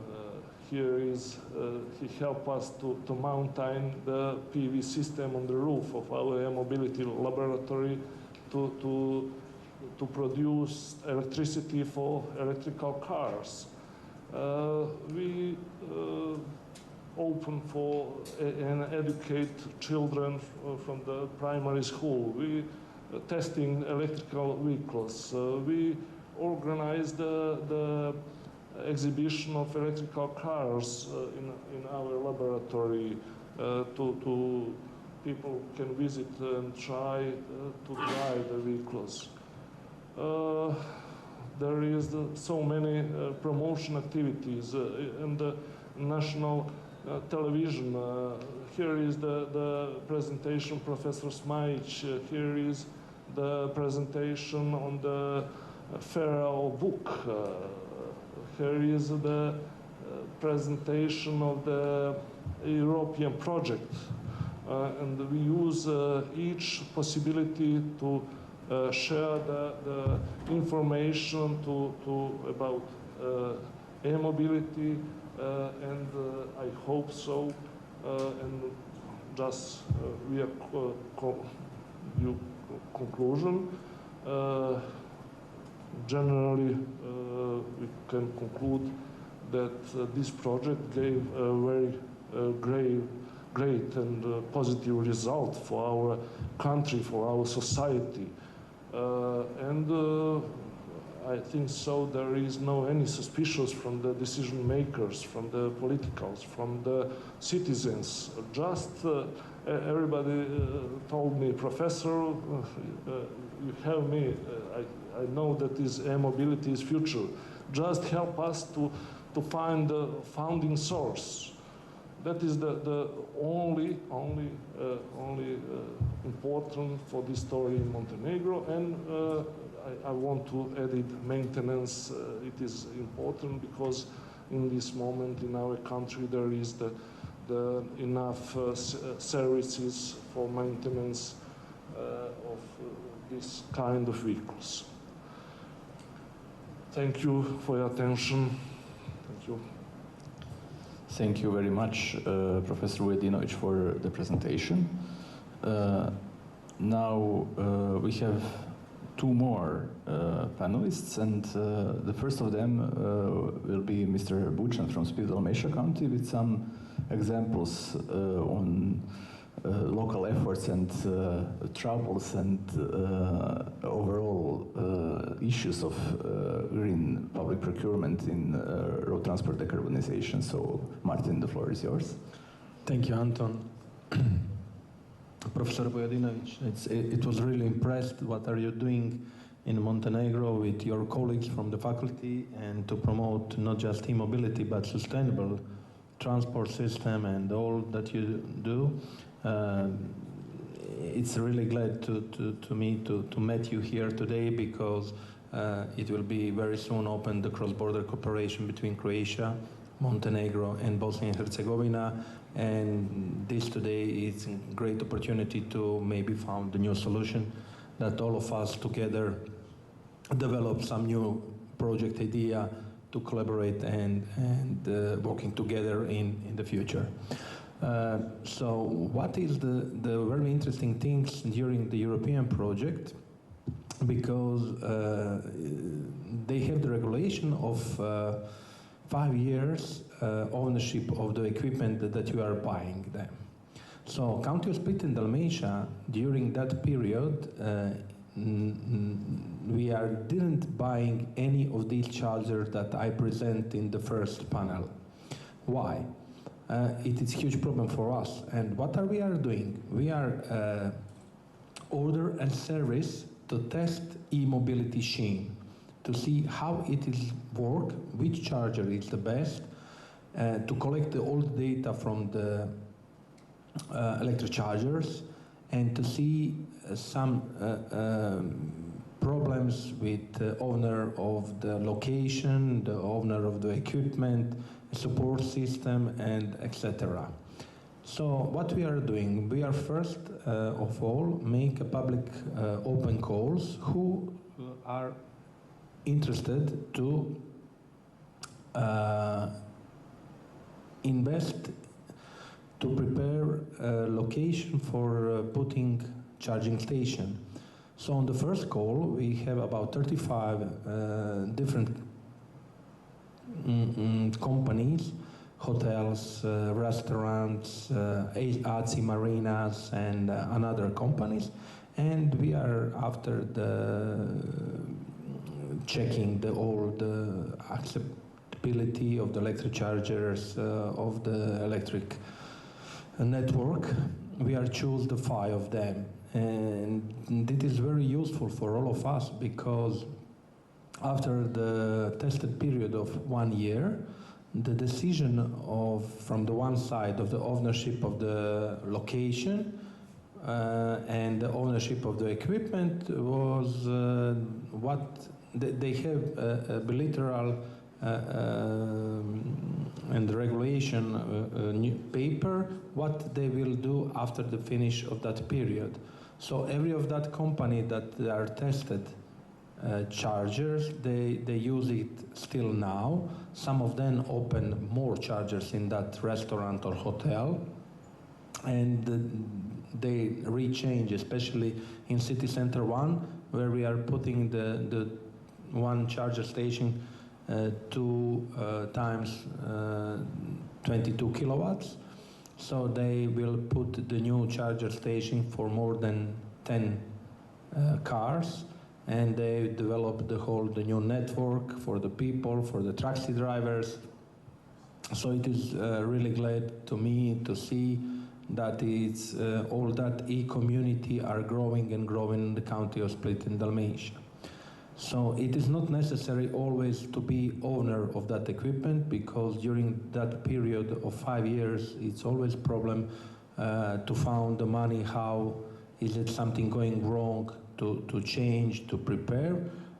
So we are take the service and put the cost for that equipment for the next 5 years, that someone else pay the rent, and also if they have some problems with that, they will solve that from their own budget. So this is one of the things for this charger station for the e-bikes. We are using some good practices. The same regulation in the European Union is most the same, because you have a European directive about public procurement, but Croatian public procurement are a little bit lower, and till 200,000 kunas, it's approximately 26,000-7,000 euros. It is you can do that only on the three how to say that, ponude. 3 offers, but it will be easier maybe because now next year we are going directly in the Euro and Schengen zone. I hope so it will be to that levels of the money, putting a little bit up, because of the public procurement it's will be easier to implement some activities. And another problem is from the DCOM. It is National Agency for the checking the old regulation, and the people often make blockade of the public procurement process, because they every time when you are change something in the legislative or in the papers, technical issue or something like that, they stopped the old regulation of the public procurement minimally for the 30 days. The things is from the master plan of the public transport for the county of Split in Dalmatia. I have one call. The whole process was of the public procurement was more than 1.5 years. It is completely blocked from the one company. So the period of the grant I'm spent, and I'm asked to cut that contract with the ministry and central agency of the European funds in Croatia. So I needed to do all the process again. So in the next period, always what you need, take the technical assistance, take someone who will solve that problem for you and help you to create the most project idea to develop good quality papers that you don't have problem in the realization after that. Thank you. Thank you very much, Martin. So, in case you have any questions online, you can use Q&A, and at the end of the panel we can respond to questions. Now we'll move to Mr. Dominik Puchler from the city of Weiss, who can share his presentation. Mr. Puchner.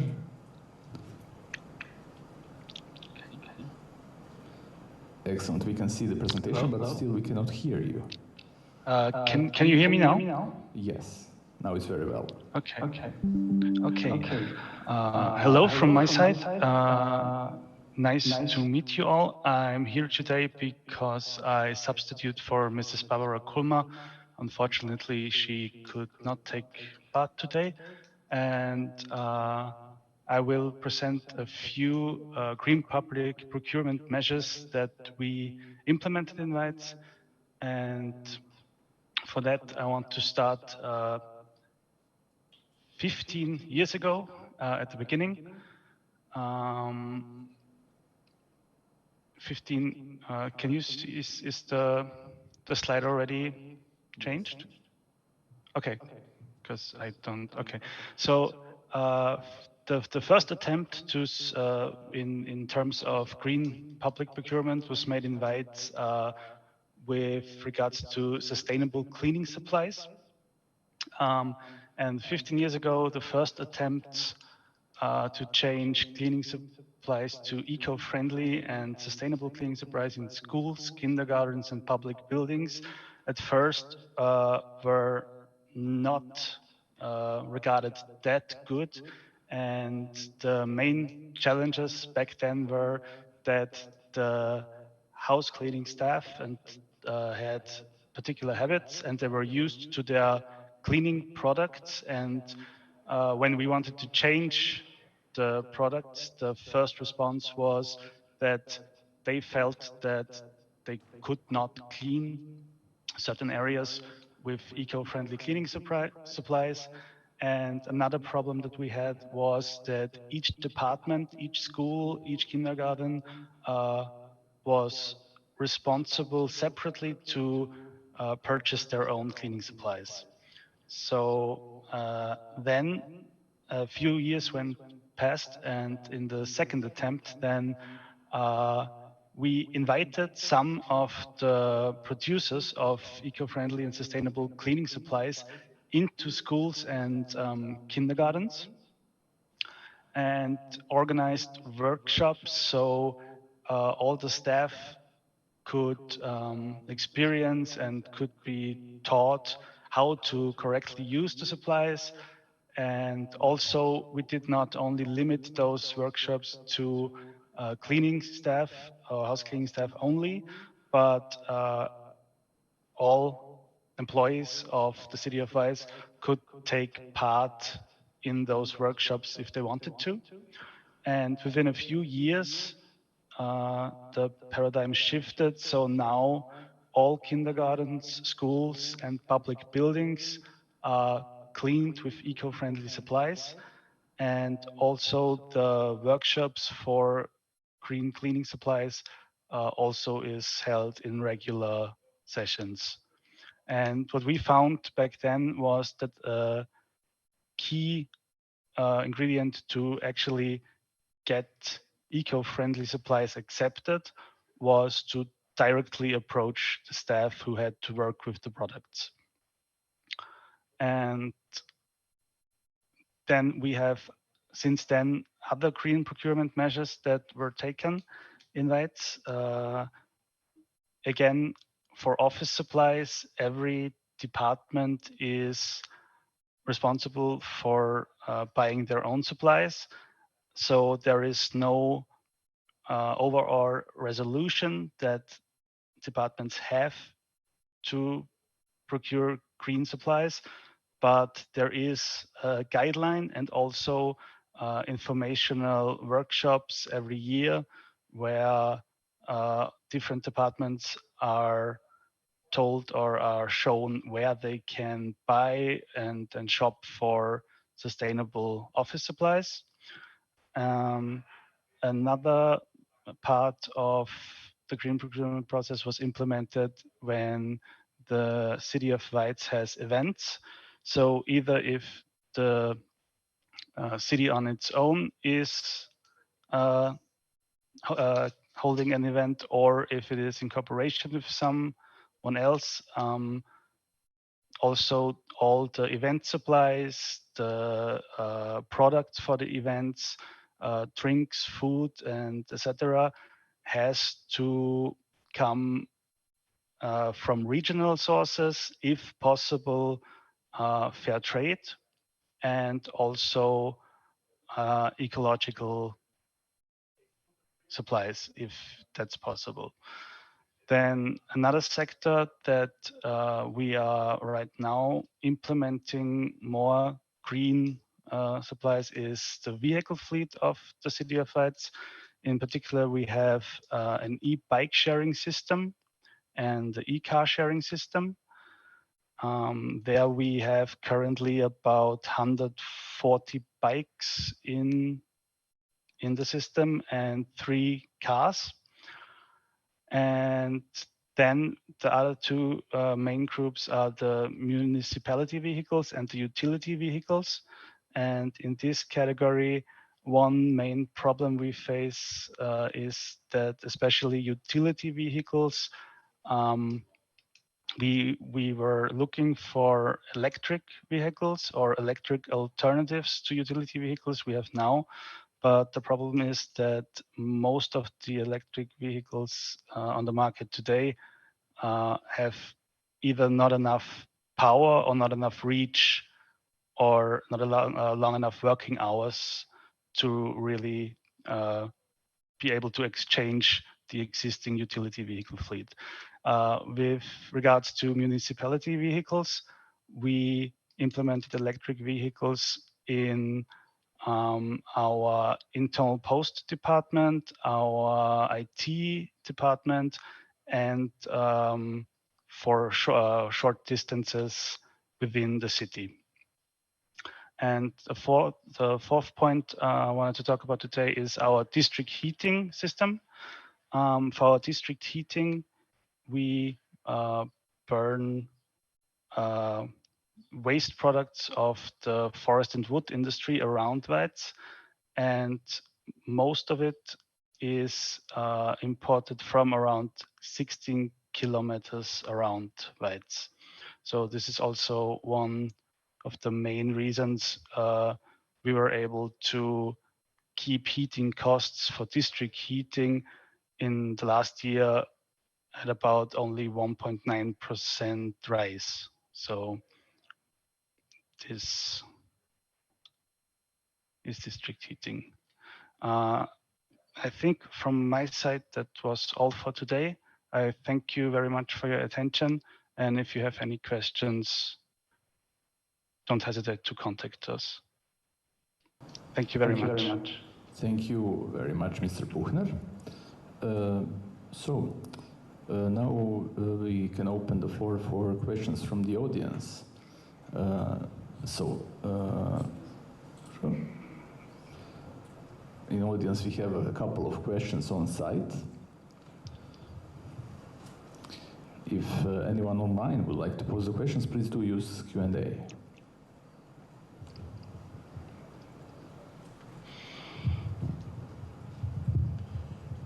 Well, of course, if you compare the price of new electric bus with diesel bus will be cheaper.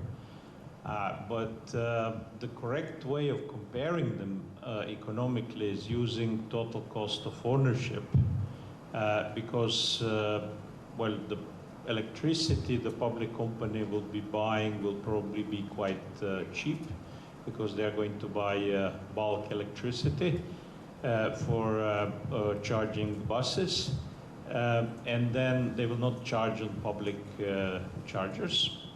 And then bus will probably, electric bus may save 50,000 euro a year or even more than that in fuel costs.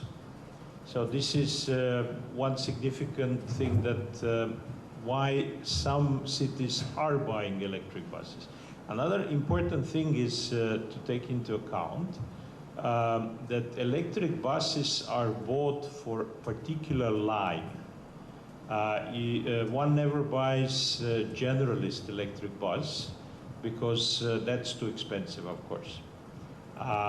So when you buy electric bus, you buy it exactly optimized, the size of battery for the line, where are you going to use it, and it cannot be moved to another line, because then it will not be optimized. And in that way, the economic analysis I've seen, it might make sense.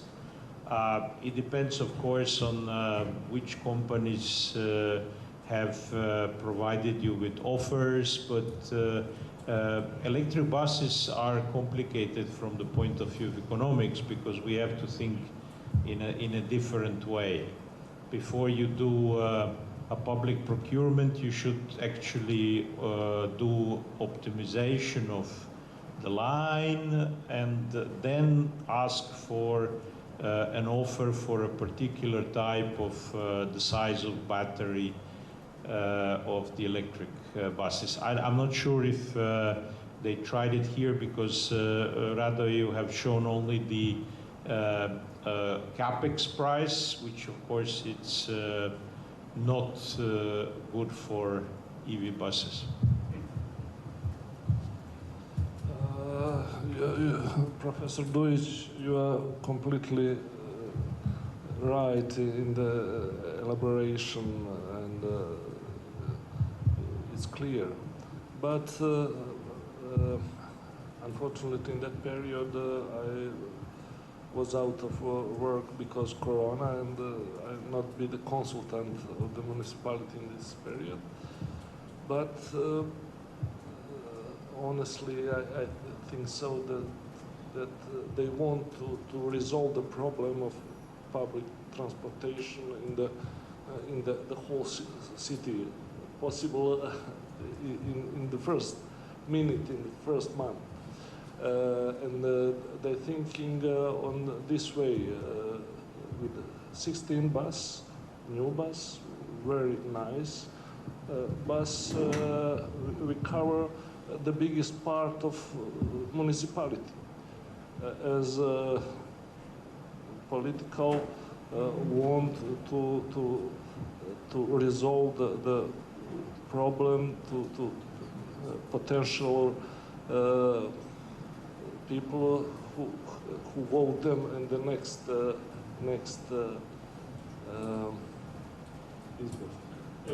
election, yes.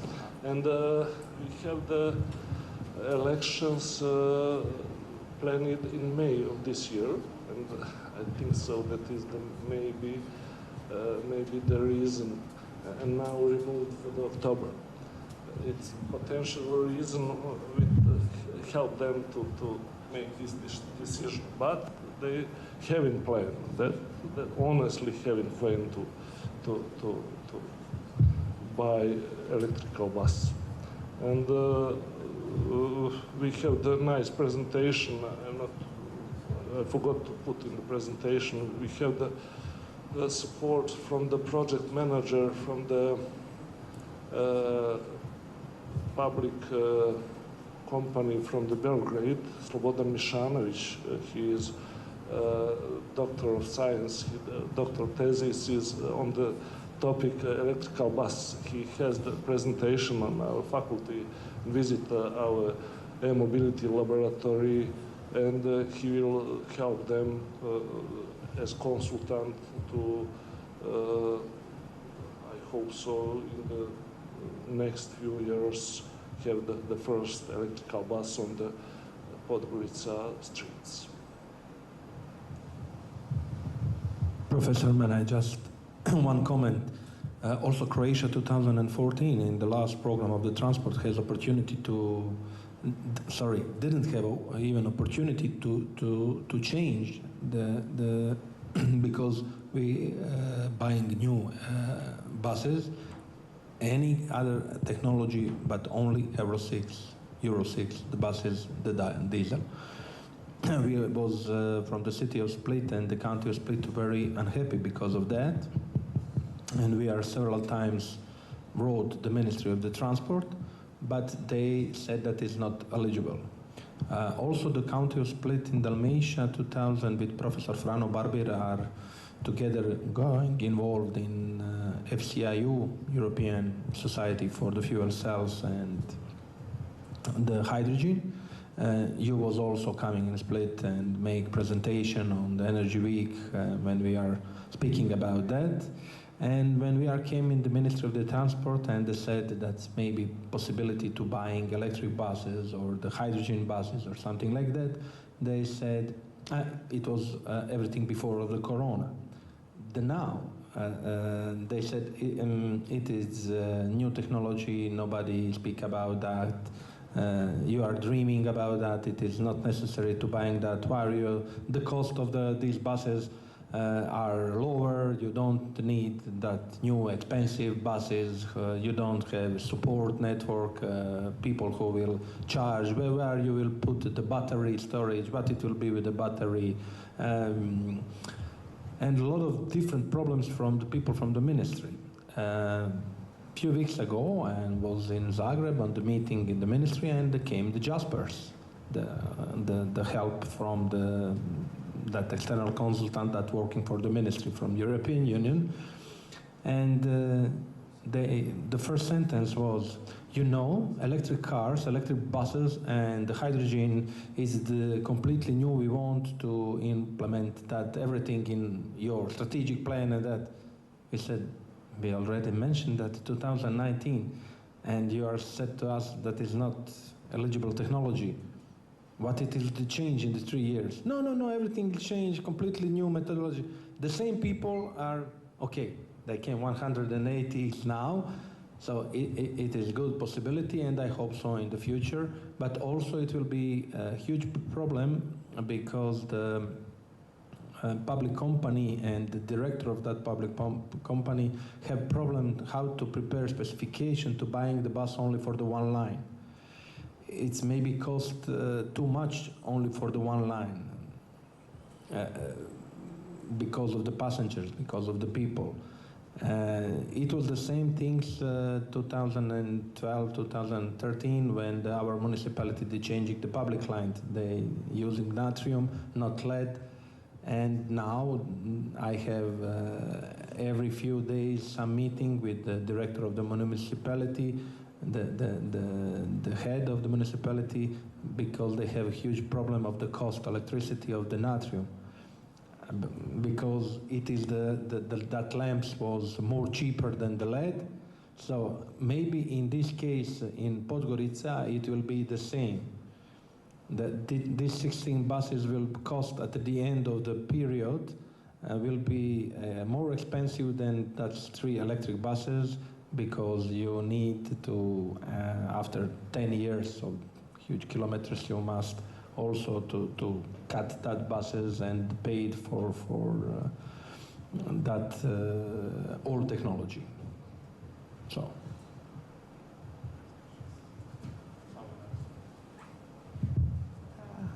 Thank you all the speakers for very insightful presentations. And it seems that the popcorn have started to work in Montenegro because, as you have shown us, it's 8% of the newly bought vehicles are electric vehicles, right? My question would be about the ownership structure of these new electric vehicles. Are they public vehicles or also individual private vehicles? And if there is a significant share of private vehicles, electric vehicles, do we also have to think about infrastructure for charging, for installation of charging infrastructures in our homes, and how to best organize this activity in order to be able, maybe some legislative interventions like obligation for all new buildings to have installment of chargers. Also, some creation of new installers for these new infrastructures. What would be needed? Some your views in this direction, Professor Vujadinovic. Natasha, thank you for your question. Unfortunately, in this moment, I have not the answer on the first part of the question, the ownership structure of the ownership of these 122 vehicles. But I suppose the 1/3 of that amount is the auto taxi vehicles. I think so. I have the information that in the amendment of the law of the construction, they have in plan the new direction for the project company to every new building in the garage have the installation for the charging of electrical vehicles. I have the, I'm not the electrical engineering, but I saw in the garage of my building, my neighbor have the charger. There is nothing complicated, just one box, and he charging his vehicles. Maybe Professor Miljanic have more information about that. And maybe during the lunch we could continue discussion. Thank you.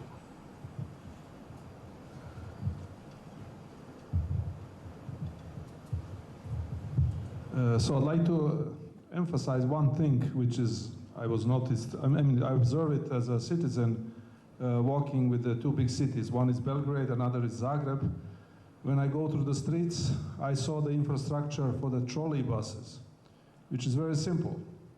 So nobody's thinking about introducing the trolley buses as a solution, because it's also electric vehicles. And it looks to me very cheap, because if you can buy the bus for €250,000, you can buy the trolley bus for the same price. I think it's €300,000. So that can be a good solution. That we should work on it. So I was, I'm interested for the electric transport, of course, and it looks to me that is one of the most feasible solution in this moment. So I share this with Radoje for a longer period of time. We are discussing a lot. We are also discussing about obstacles in this process, and it looks to me, and that those obstacles are trivial, because it depends on the will of some minister or some director in an electric power company who is not believing in that. So that can be maybe a solution while we are waiting for decrease the prices of the fully battery electrical buses.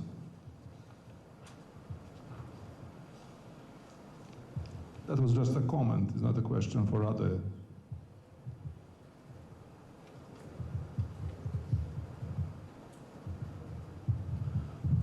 In the same line, what I've seen in Beijing is using trolley lines for opportunity charging. So it's basically BEV, battery electric vehicle, but it sometimes gets connected to the existing trolley lines. In that way, the battery can be relatively smaller, and the capex of the bus can be lower. And the trolley lines don't have to be everywhere. They can be only in parts of the streets when it's easy to put them, while in the parts where it's complicated, you don't need to have them. So this combination, it's also an option. I'm not very optimistic like Professor Vuksanovic about trolleys, because it needs more centralized long-term planning, which is not really something we are very good at the moment.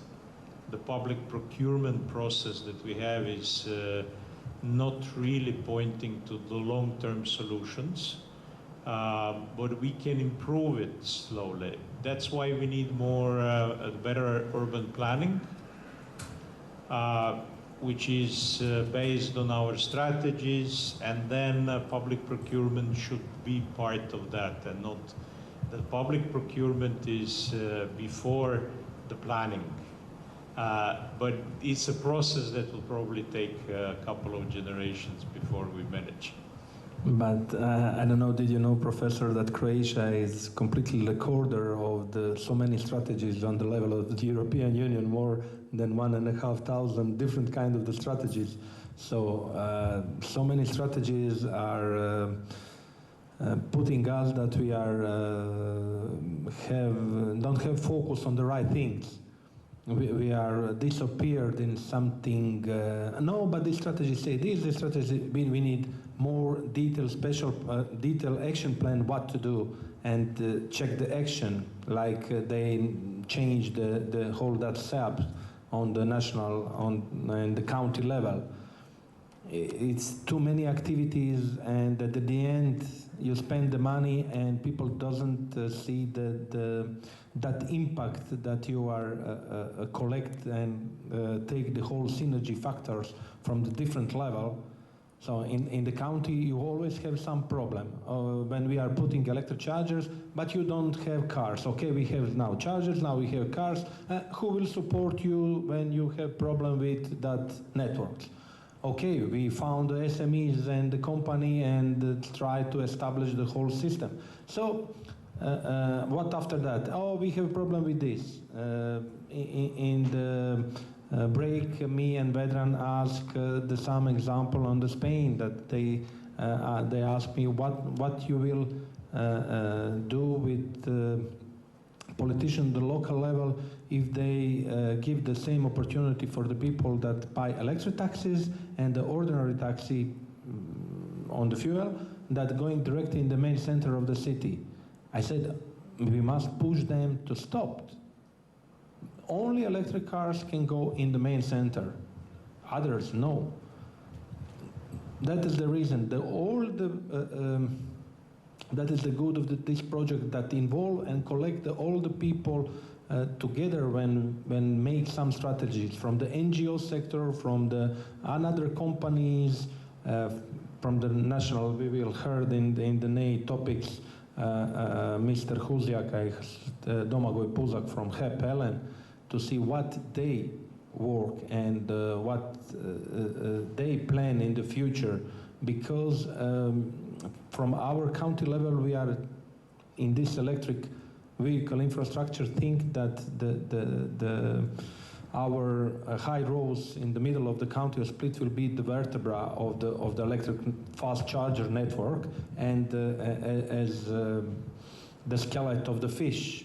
And on the left and the right side, we will develop the network support from the small municipalities, small point of the interest, hotels, restaurants, another point of interest for the tourists.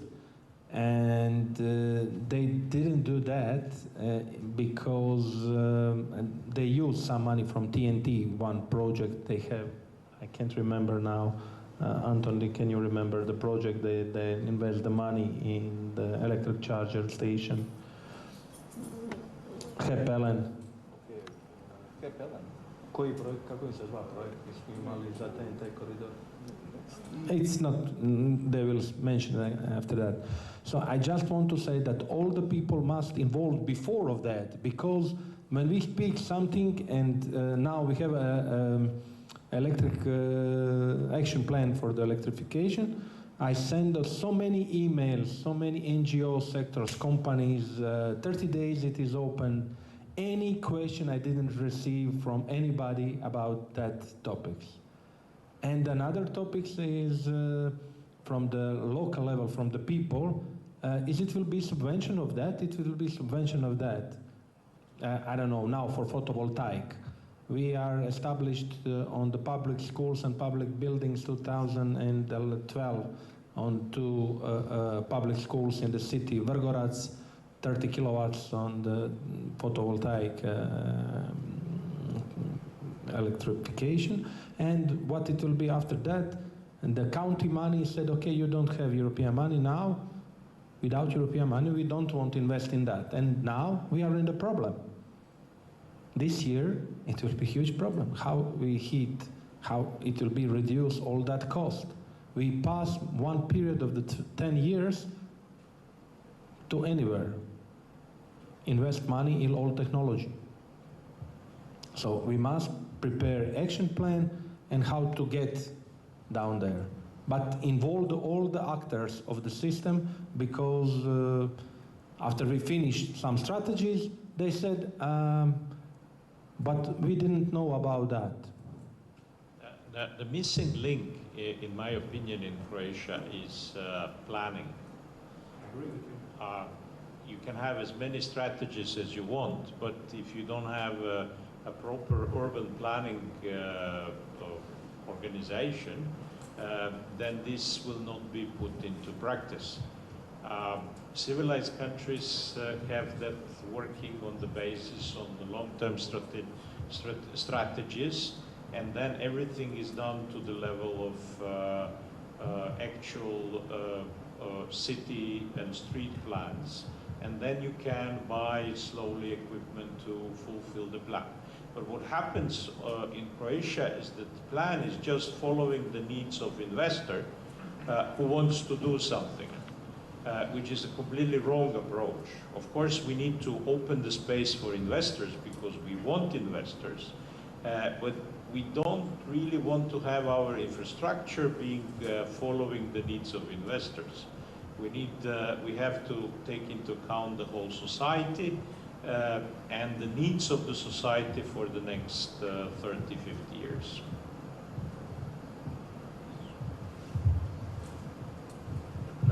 Okay.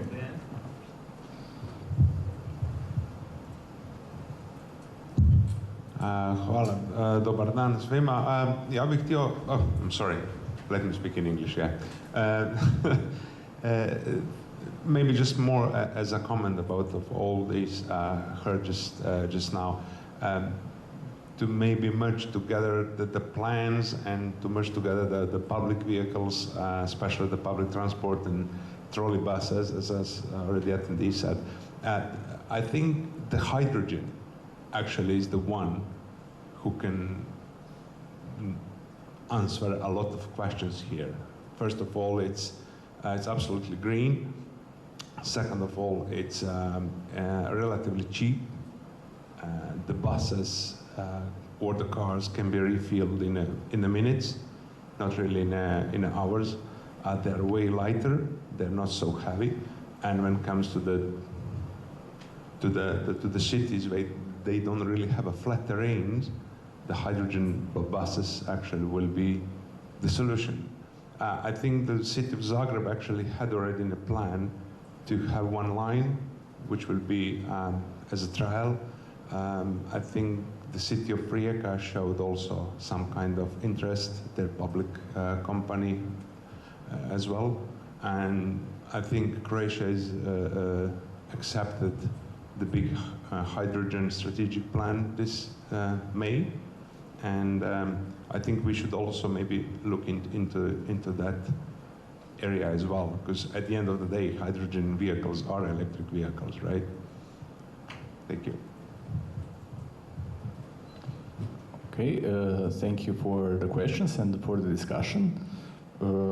As we heard, there is a lot of operational issues in green public procurement, mostly organizational, strategic, but most of all, they are issues of implementation. First of including good measures in strategies and then implementing those good measures, and this can take some time, so we need to help local and regional governments to keep pushing with the changes that they are trying to obtain. Also, questions of the fuel are some question that deserves a whole panel all for itself. So it's not really completely simple, and it needs to be discussed. So some fuels are, for example, synthetic fuels are green if they are produced from renewable sources. But now we are slightly out of time for this panel, and we will continue with the next panel, local and regional action plans and increase of the installations of charging infrastructure at 3 p.m. So stay with us at that time, and for the on-site participants, I would like to invite you all for the lunch. Thank you very much. Hello everyone once again. We will now continue with our program with panel discussion number 2, local and regional action plans and increase of the installations of charging infrastructure. I would like to invite the panelists, so Mr. Domagoj Pusak from HEP-ELEN, Professor Vedran Kirincic, and Mr. Nikola Matak to join me. Also, we are waiting for our colleague from Austria, Mr. Franz Kern. If he joins, then he will get the bird. So, the first presentation will, as the introduction to this panel, will be given by Mr. Domagoj Pusak. So, the floor.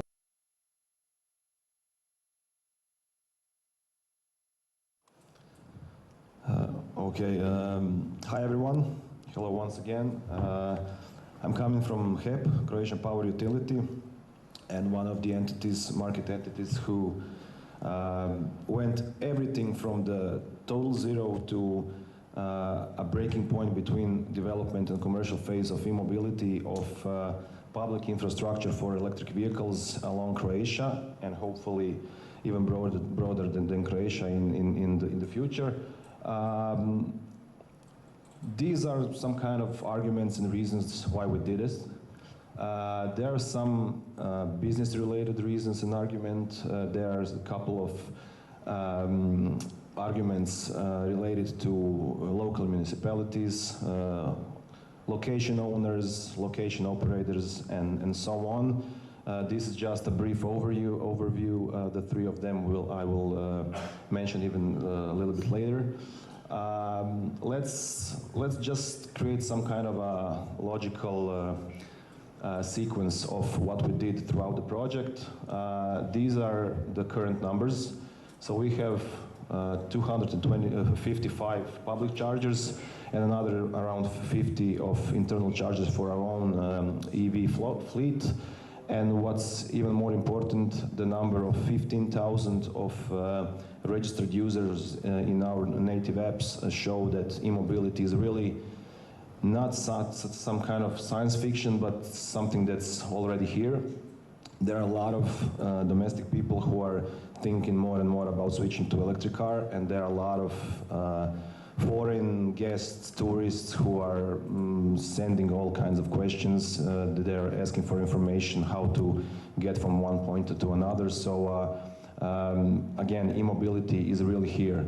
Out of these 259 public chargers, I have to mention that we had a luck to be part of a couple of EU-funded projects. One of them being ESTI, where we covered so-called TNT core corridor.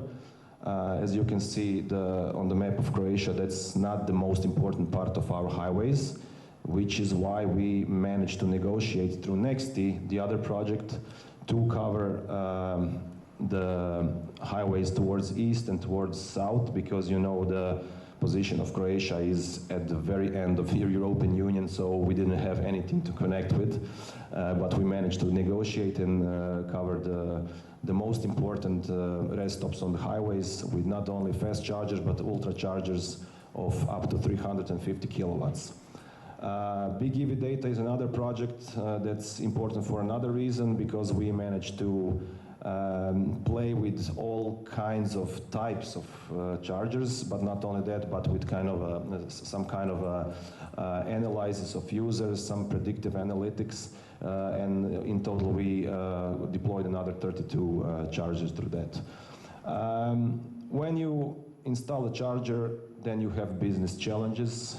You become a part of really complex, not only market, but complex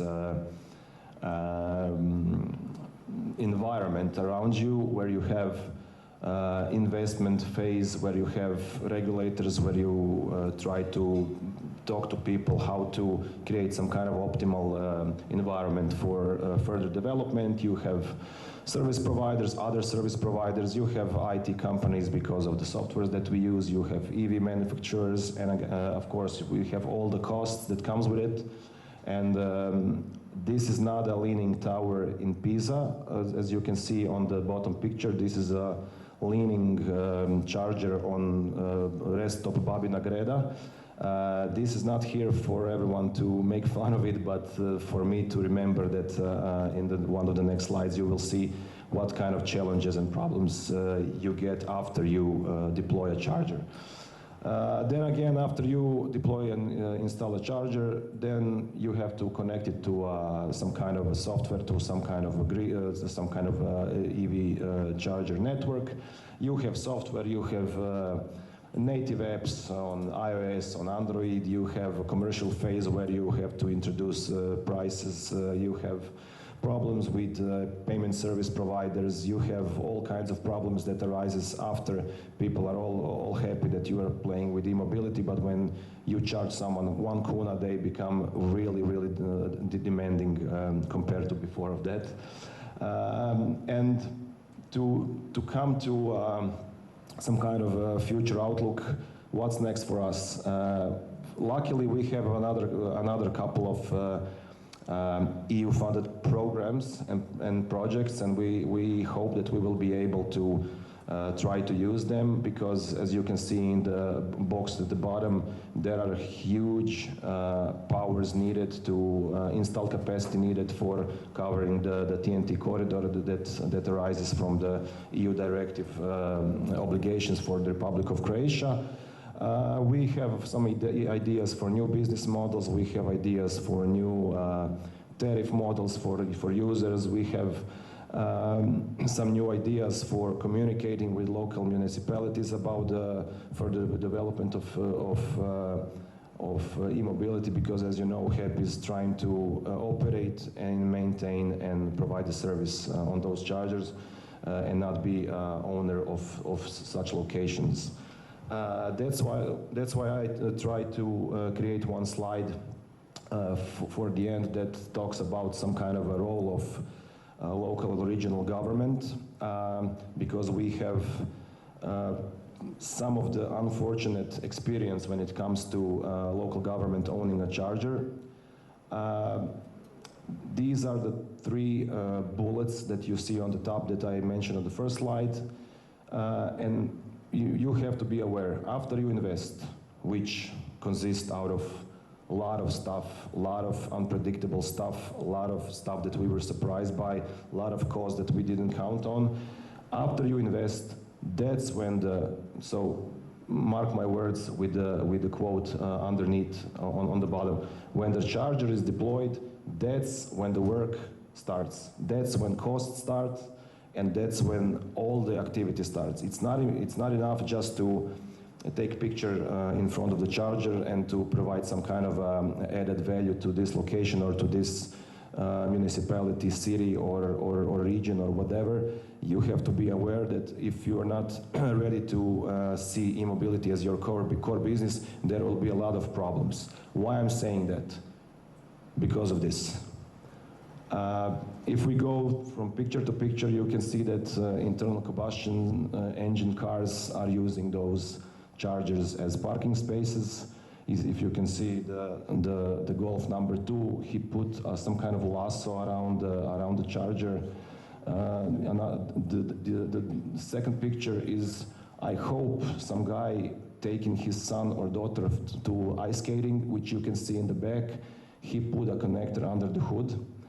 Then you have a charger sprayed with blue spray. I think those are the bad blue boys go into some away game, and the charger was totally unusable until I went there personally and took him up and some kind of acetone and cleaned it.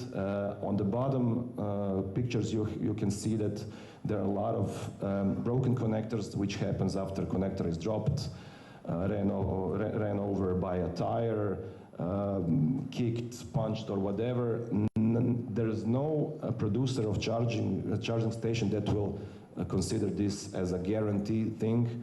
And you have to be aware that, let's say that this connector at the bottom is around 10,000 kuna, or let's say 1,500 euros, which you will never be able to pay back by any kind of price, by any kind of utilization of that on the charger. And the tractor on the bottom right side is just for fun, but that actually happens. If someone is not ready for something like this, if someone is not ready for going through all the costs of capacity, of all the capex and opex, think twice before you get into business of e-mobility, because it really sounds cool, it really is cool, but having too much players on the market serving being a provider of service or even operators, it's not creating an optimal point for further e-mobility development. And I hope that some of the institutions and authorities in Croatia will be able to understand that the way that people from inside the market do. So this is the really brief situation from 2010 until now. You can imagine what was in 2010, how people look at us as some kind of weirdos and science fiction guys, but now it's becoming some kind of normal thing, and I think we've solved the chicken or egg situation, and I hope that we will be having opportunity to develop everything even further with ultra chargers and with chargers with like wireless chargers or even chargers for boats and stuff like that. There's a lot of stuff to do, and I hope we will get a chance to do it. So yeah, thank you for the listening, and if you have any other questions, shoot.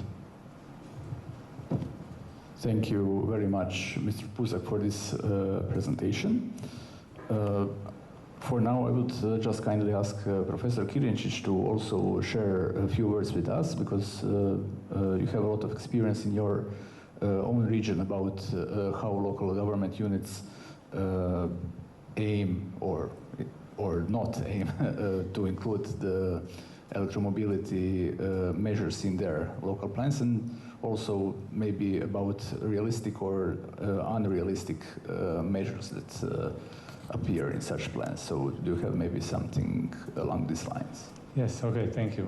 For me, from my personal experience, it seems to me that unfortunately it depends on decisions maker own opinion, not necessarily taking into account some objective or not objective measures, because although these measures could be in local SEAPs, usually they are the ones who either push or stop those measures with transferring funds in some different projects. So for instance, I see it as mainly these measures are divided into direction of acquiring vehicles, building infrastructure and so on, and also in public sector, in public transport, where they would like to have greener solutions, as Professor from partner project partner said that when it comes to decision, then they would acquire diesel buses. Although they do have this as a measure in their SECAP, and that's unfortunately our reality. And also, when talking about infrastructure, as Domagon mentioned, this is quite a big and I believe maybe even too challenging task for them. And this is not to be left to the municipalities because this is not their core business. They should provide location, be in coordination with local partners, with the professionals who know the business, who have already established the network, and who could adequately maintain it. Otherwise, this would be only one point on a bigger map, and it doesn't make sense. This should be a part of a network. This is the only possible solution to go into.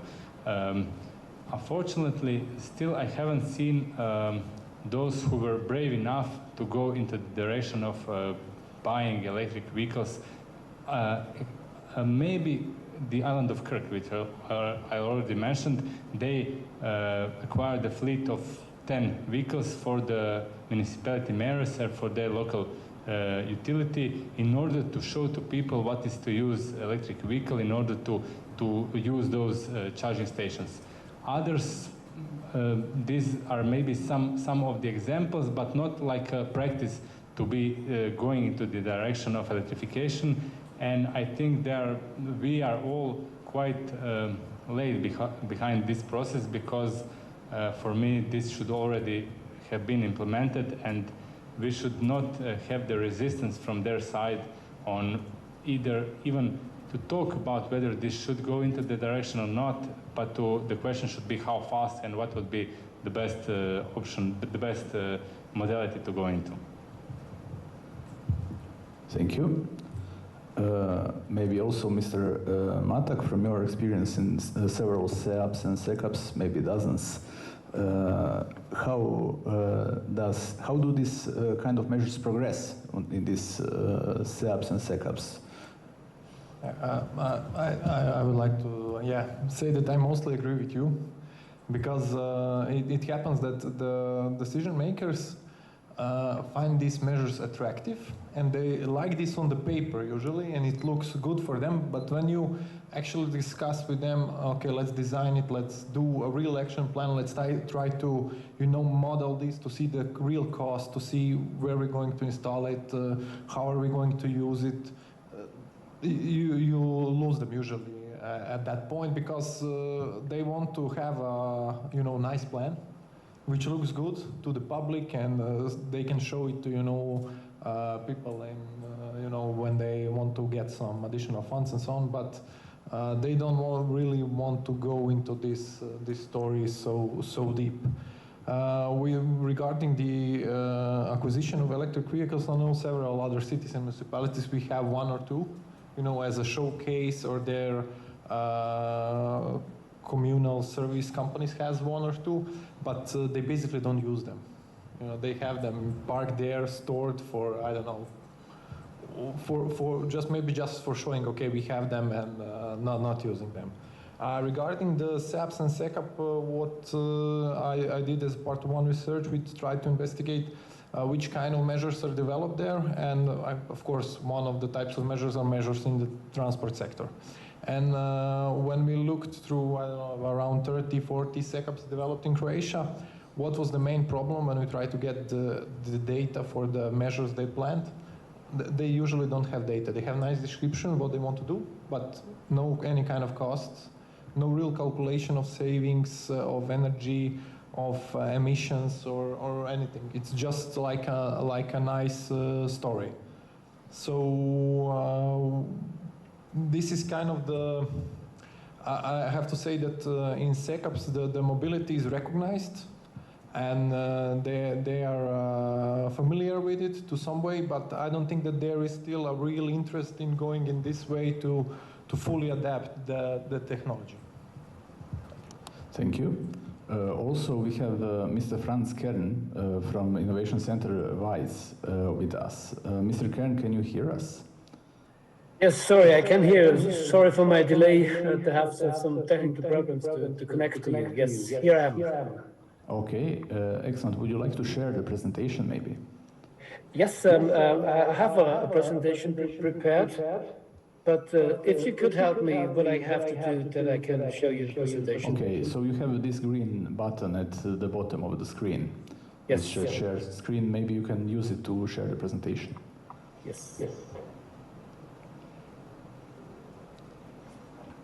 Can you see the presentation? Yes, we can see it, but maybe you can also make it full screen. Yes, sure.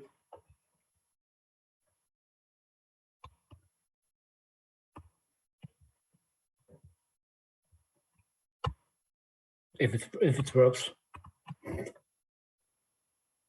Yes, I know. Full screen. Yes. 1 second. 5, yes, 5, F5. Yes. Here it is. The first job well done. Okay, so then, how many minutes do I have?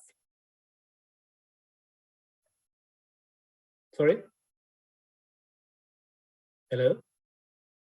Yes. My question is, how many minutes do I have for the presentation? 10 minutes is okay. Okay, right. Now then, I will give you a brief overview about the activities that we have done in the city of Weiz.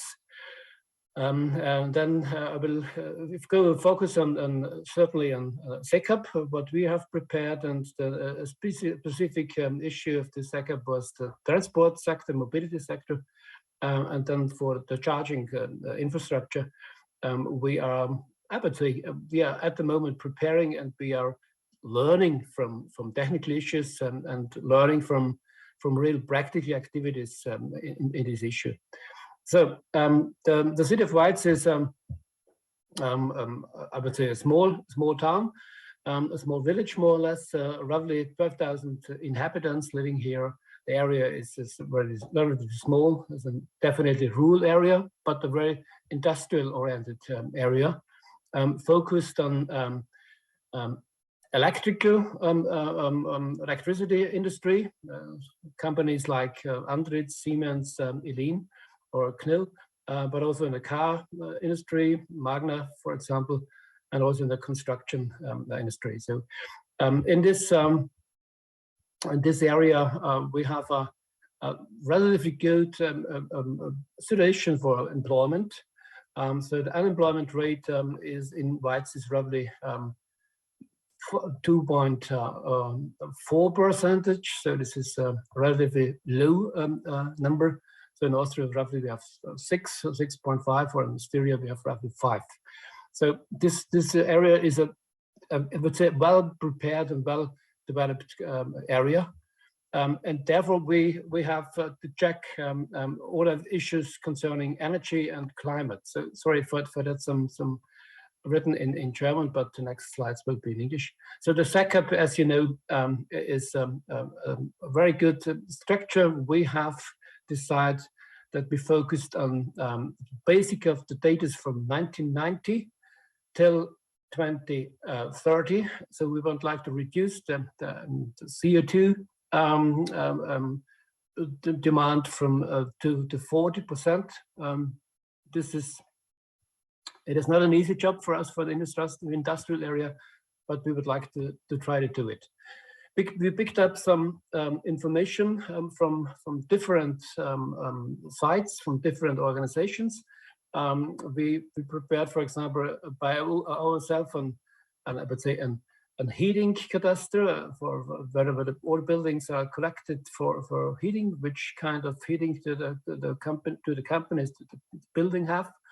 We also use statistics from Austria, but also other programs. We have to pick up some data from surveys, for example, and we feed it in the system for the SECAP.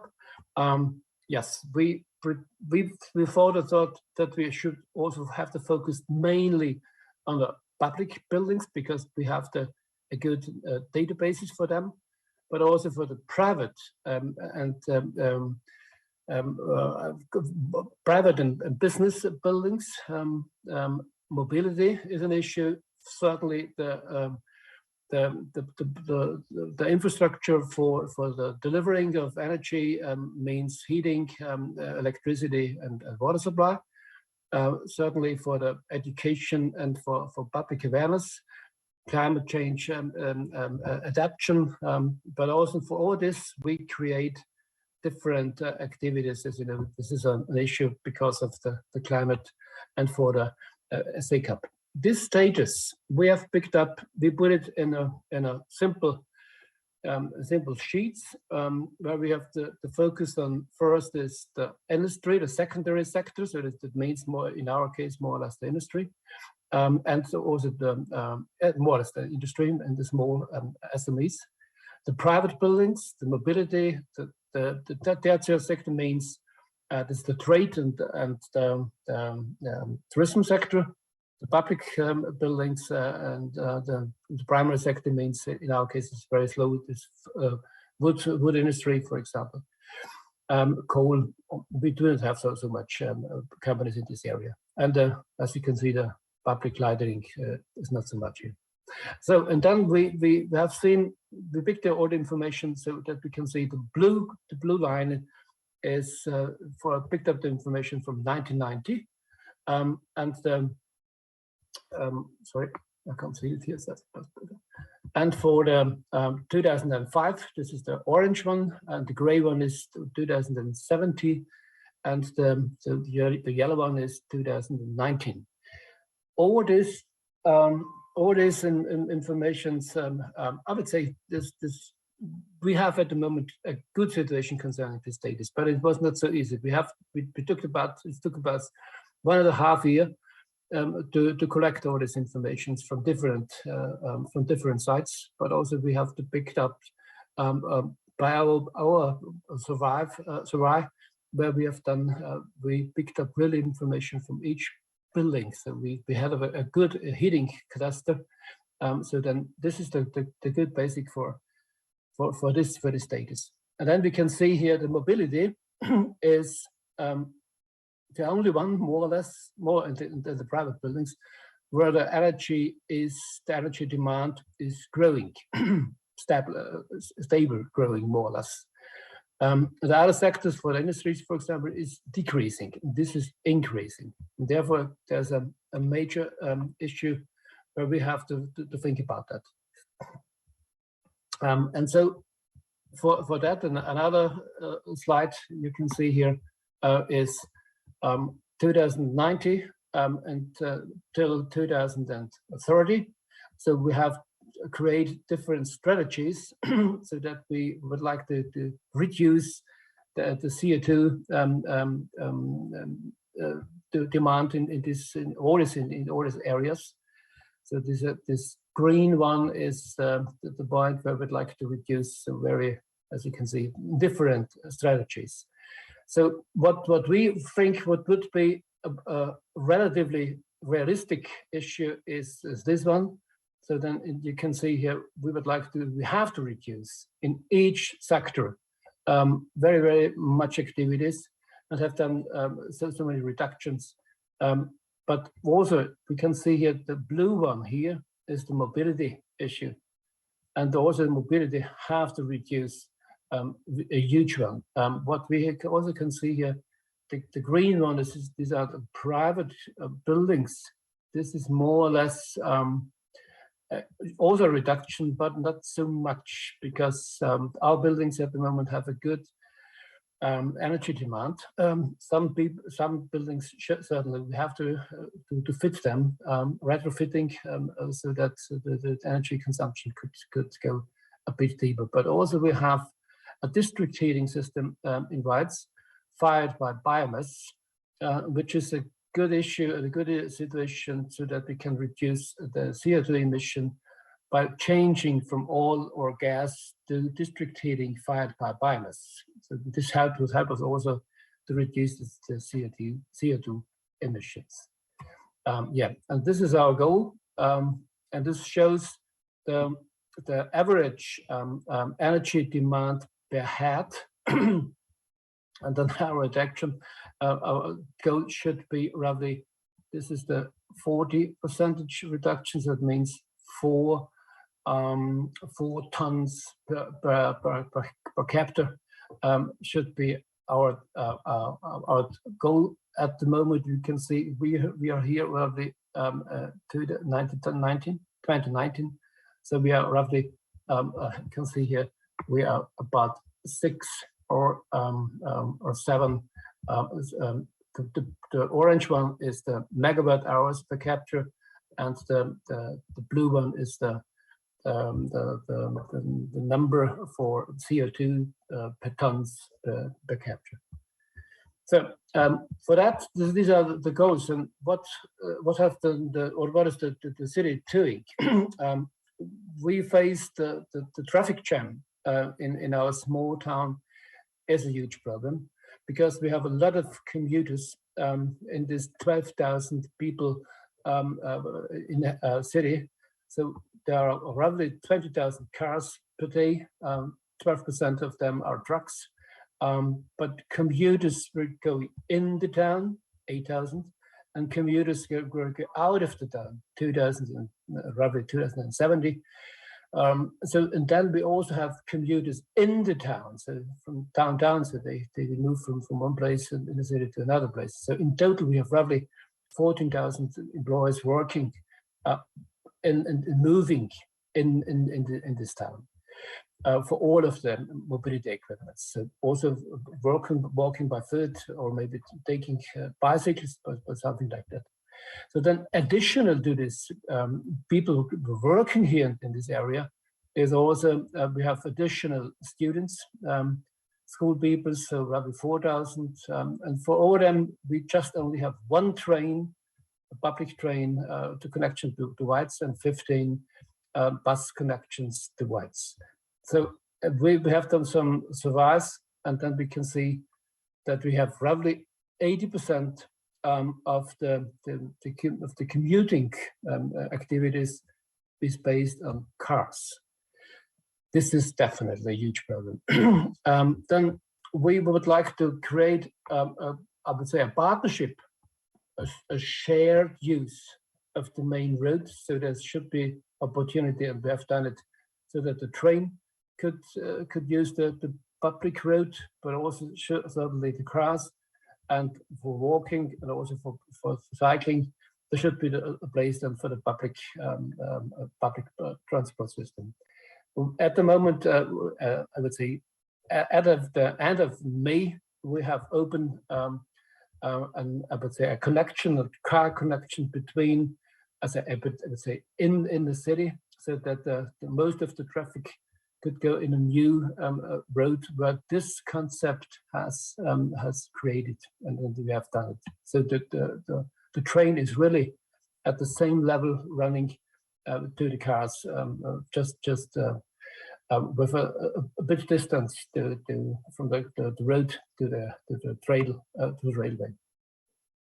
Yes, urban, certainly some bicycles. So in our case, it is essential that we force to help the people to move from cars to bicycles. So the city is offering their own Weiz bike rental system, where all the people, not only the Weiz people, but also the visitors, can use that. Very simple.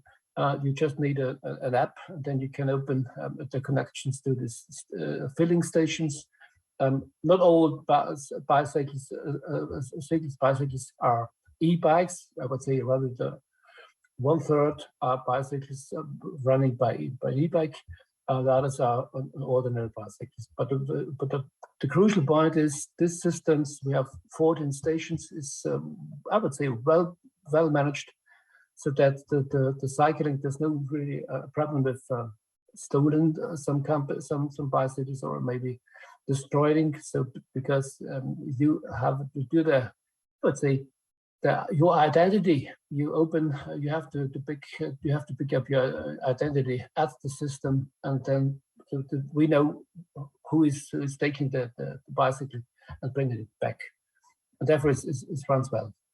But also we invite the car dealers with bike systems. So these are all the car dealers in Weiz. We have roughly 8 car dealers, some large car dealers there, but there's also support not only e-cars but also e-bikes. Also the region, Weiz-Lersdorf, there's roughly, we have living of 50,000 people. They prepared and promote the e-mobility as a total, so that all generations, means from young people to elderly people, we're offering them e-cars or maybe e-rollers, so that e-bikes, so that the people can taste, can check it, how it's really running an e-roller, or maybe it's running an e-car. So to open the mind in the people in the society for e-activities, e-mobility, but also for e-vehicles. That means for the municipalities, for transporting system and something like that. At the moment, we have a focus on different activities for also e-car sharing. There's a private-public partnership with an organization, Evergreen, which is famous in our region. So this organization is a private company doing the management for the sharing system for the city. The city themselves just have at the moment, 3 e-cars for renting, and as you can see, the price per hours and the price per day is very low in our area, so that the people should move from their own, I would say, fossil-fired car to an e-car system. And maybe in the best cases, they do not buy a new car, they just rent an existing e-car in our city. But not only the public is doing something like that. These are the numbers of the e-car charging stations at the moment, more or less in Weiz. So it is relatively easy to get a connection, to get a filling station, to can find a filling station in our city. We also, the Weiz, our company, this is I would say, also a public-oriented and public-owned organization. We have to test some different activities for the e-car systems, and we have, this is our information system, where here at the Cologne is also picked up 4 filling points, and also for this is a public hall, but also here's the swimming area, the leisure center here, but also we have here some e-car sharing systems. What we can see here is, this is something which is, yes, maybe let's say this is these are real numbers. We can see here 2021, we just have number of charging roughly 500. At the moment now, we are in the middle of the year, we have relatively the same, a bit more numbers of charging, but this is an interesting issue. Non-successful charging. That means people come to us, but would like to do the charging and cannot, because they do not have the right card. cards to connect. There's a new opportunity to connect to our systems, for example, or maybe you don't have the right time or something like that. And so then I think you can see the doubled the number of the successful charging system is the not successful charging. This is the crucial point. What is also interesting is how many kilowatts per charge do the people normally use. In our case, so this is an average number, so it's roughly less than 20 kilowatt hours per charging. So this is not really a huge number. So this is something which is interesting for us. These superchargers or something like that.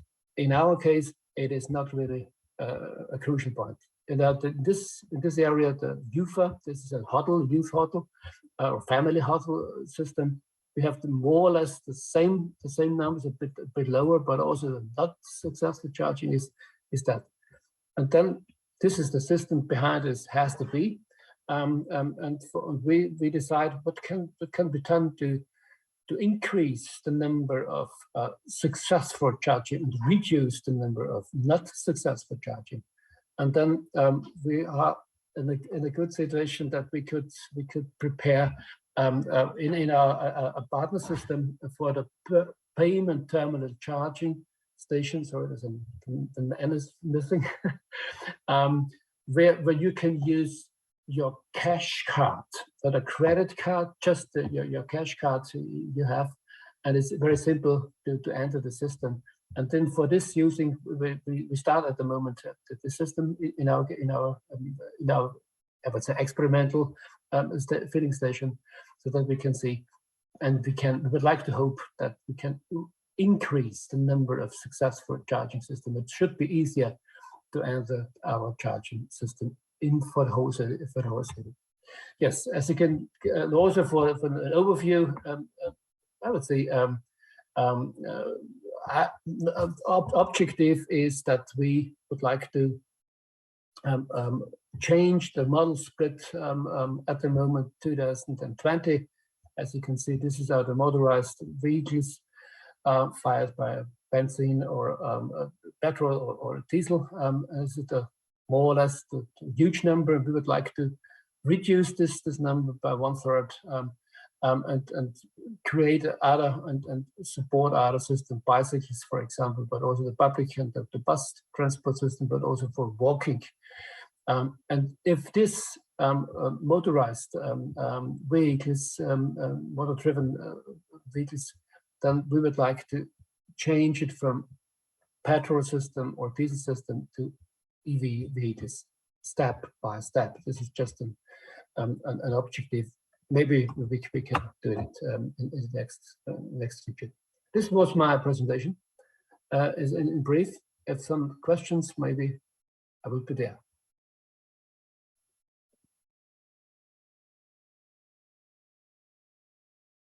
Maybe didn't understand completely. You were following non-successful charges, but is there some mobile app or some way for drivers to know that they won't be able to charge at the particular charging unit, so that the whole question of non-successful is avoided in that situation, because they don't come to occupy the non-operational charging unit? In fact, this is definitely you're right. So this is it's a communication issue because we have certainly at the filling station there's a written document there. You can follow the step by step what you have to what is necessary for doing. This is one issue. If you're following this system, you at the end you have to have an app has to be, for example. And you have to pay a credit card in our case. In some cases, people are not really willing to install a new app, because if they don't have it, then they maybe more or less they move and try another filling station. The second issue is we also have a card, a city card, where the RFID code is prepared. So if you have this card, you also can get the connection. It would be easier. But before you would like to do it, you have to have this card. So it is in general I think from my understanding it is not really, I would say, it's not so very comfortable for the people to enter the system. If we would like, for example, to have a filling station, a battery filling station, for example, then there's an automatic system where you just only have the cash card, then you can get the battery or your diesel you need. And this is something in our case, just this is missing. And the people then say, okay, right, if the public filling stations, charging stations are not so well prepared, then maybe I would just take the opportunity to have the filling station at home in the own garage and miss the public filling stations away.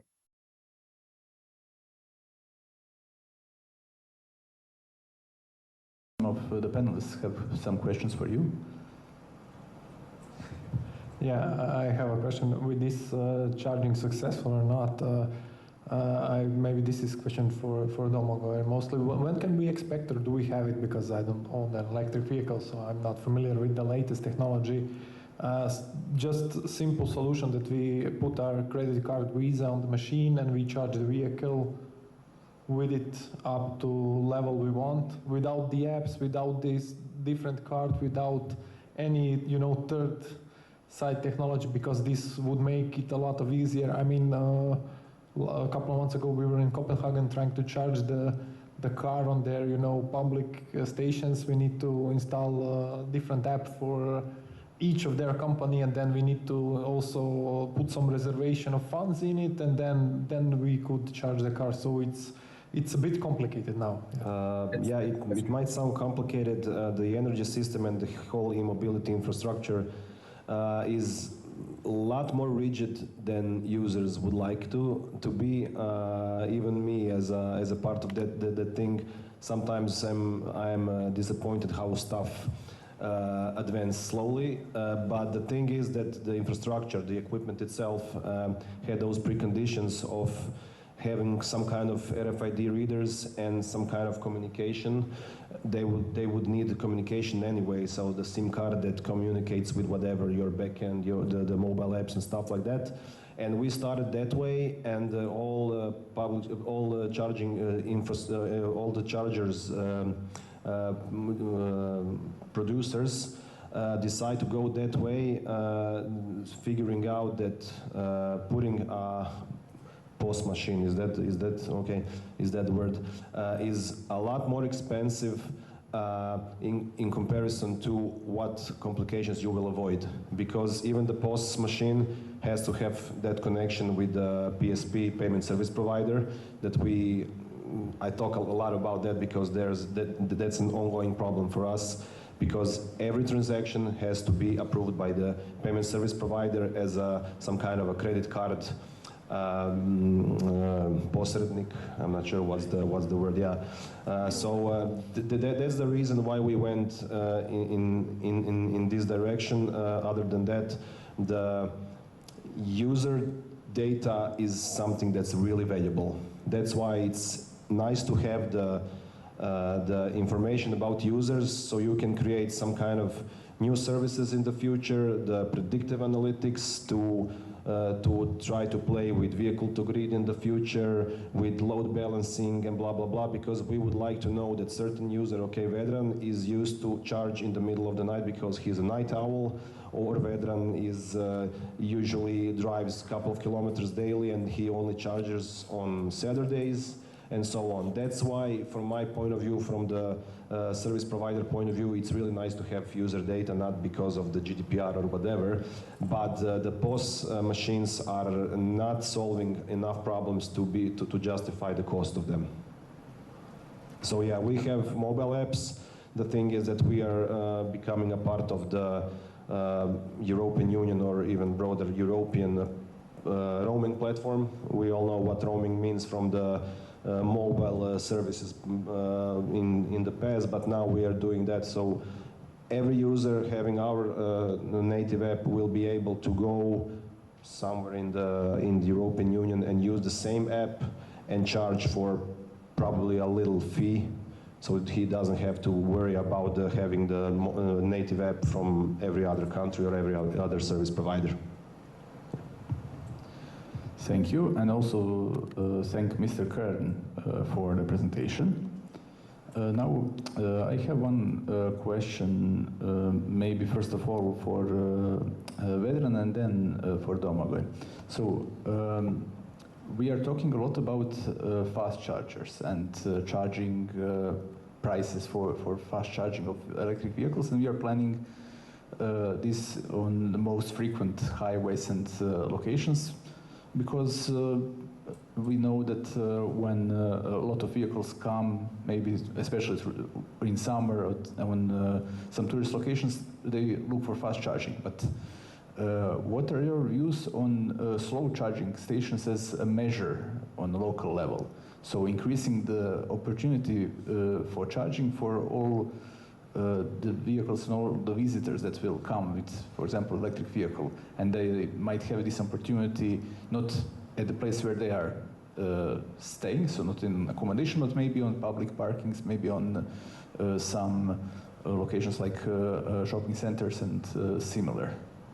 Okay, so maybe, I don't know from Domagoj's perspective and their business model whether this is, he's gonna approve this, but for me, I think actually that all these technologies should be somehow complementary. So you should both develop fast chargers and let's call them normal or slow chargers, and every destination actually has its own rules and therefore their needs. I believe that what was already said, once in future we should aim towards having each parking place should be some kind of smart charger. So this should be some kind of smarter socket, let's call it. And we should also think not only from the perspective of potential EV owner, but also from the grid standpoint, because we want to lower this burden on grid, and through smart charging, we should actually somehow go into this direction in order to allow, in order to actually reduce the potential range anxiety. Because if we would have, let's call it socket on each corner, there won't be any concerns regarding the availability of the charger, and also regarding time, because every time when your vehicle is parked, you could recharge.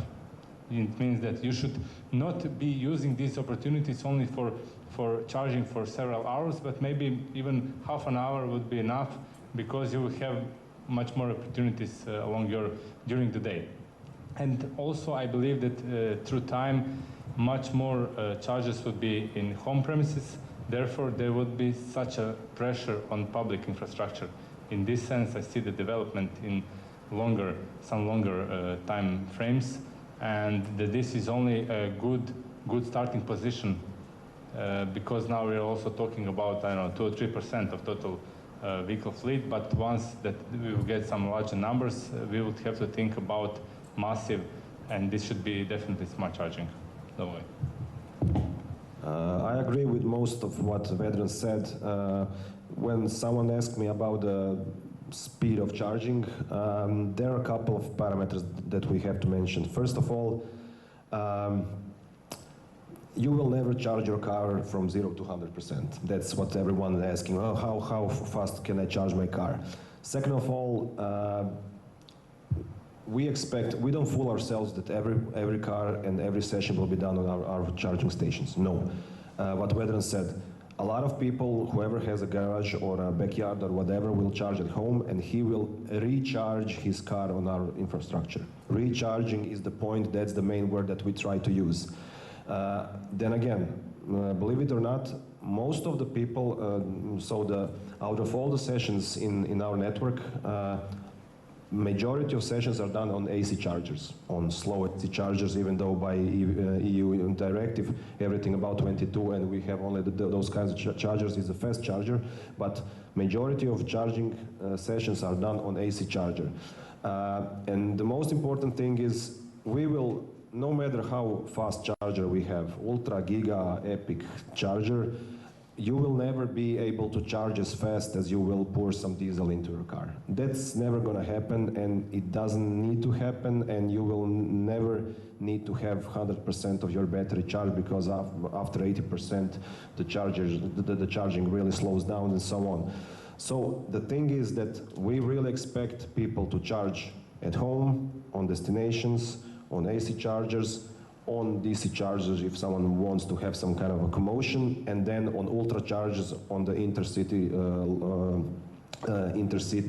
some kind of a magistral road or whatever, or highway, and according to some EU obligations in new directives, city nodes are also something that will have to be covered with ultra chargers.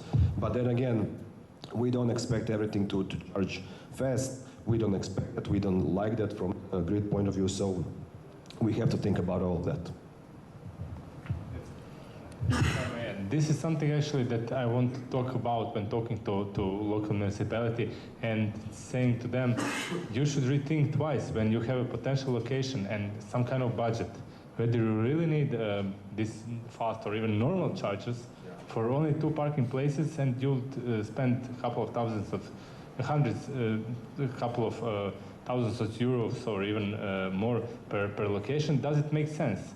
Either to multiply this number to give, but then another issue with this approach is actually that they don't want to give parking spaces, because, for instance, in the city of Rijeka, there was the decision that every electric vehicle had a free parking, no matter whether it was charging or not, on all the public places.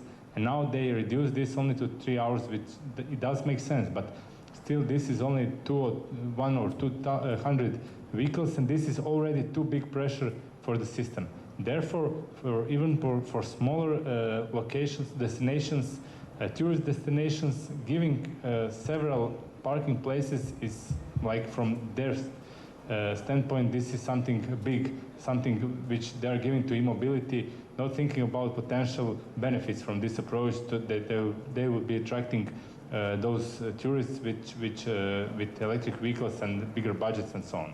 And also to promoting in local citizens the possibility of getting a vehicle, and they should first be the example of those who acquire the vehicle and promoting it by using public available places to charge.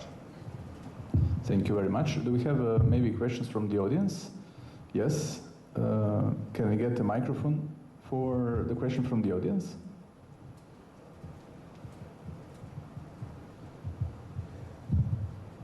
Hello. Just to identify myself, I'm Branimir Gregoric from the municipality of Brdovec here in Zagreb County. So the question is basically something that we have been going through all day. Right from the first presentation, Professor Miljanić, you mentioned that organizing the grid for the chargers can be optimized by creating several nodes, and I'm sure probably when it comes to really designing it, it will have some contingency, not to have only the maximal range for charging, but some contingency as well. But who is the leading body? Who will organize, who can organize the network? For example, every municipality has their own plans, visions, etc. Who is going to say, this is where you put the charging station, and this is where you don't put the charging station? So maybe that also applies to the last question that Vedran answered. Oh, thank you for the question. Well, I will give, if you would like to say something, okay? I have maybe one sentence before that. Yes. The tool and the approach that we were developing together with University of Montenegro is aimed to help municipalities to see what are their possible locations and how the change in the fleet of vehicles, more towards electric vehicles, will more or less consume these available locations if you want to secure for all these vehicles opportunity to charge. So this was something that would be aimed to make maybe local government units rethink the measures in a way, okay, so in 10 years we will have situation something like this. We need to start thinking about how to use the budget up until now to address this future situation. And this can be done by different approaches. Some of those approaches might be mentioned in the city of Ice, so with multimodal approach and locally, and opportunities to use different modes of travel.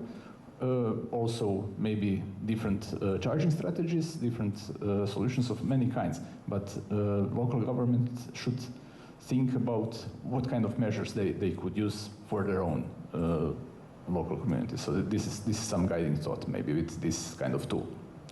Yes, yes, I agree. So when we think about on European level, who are the actually generators of pollution, and also those who should be solving it? These are cities, so municipalities. And I see actually that with my experience with working with them, that those who are more proactive, who participate in different projects and so on, are the most successful ones. Because all of them have similar opportunities, but those who have people who are willing to listen, willing to work on these issues, they are the ones who are actually developing some kind of plans, strategies, and so on, and also getting funds for making these projects, implementing those plans and building infrastructure, rethinking something, changing, monitoring, acquiring some minibuses and so on for public transport, maybe even introducing these services from scratch.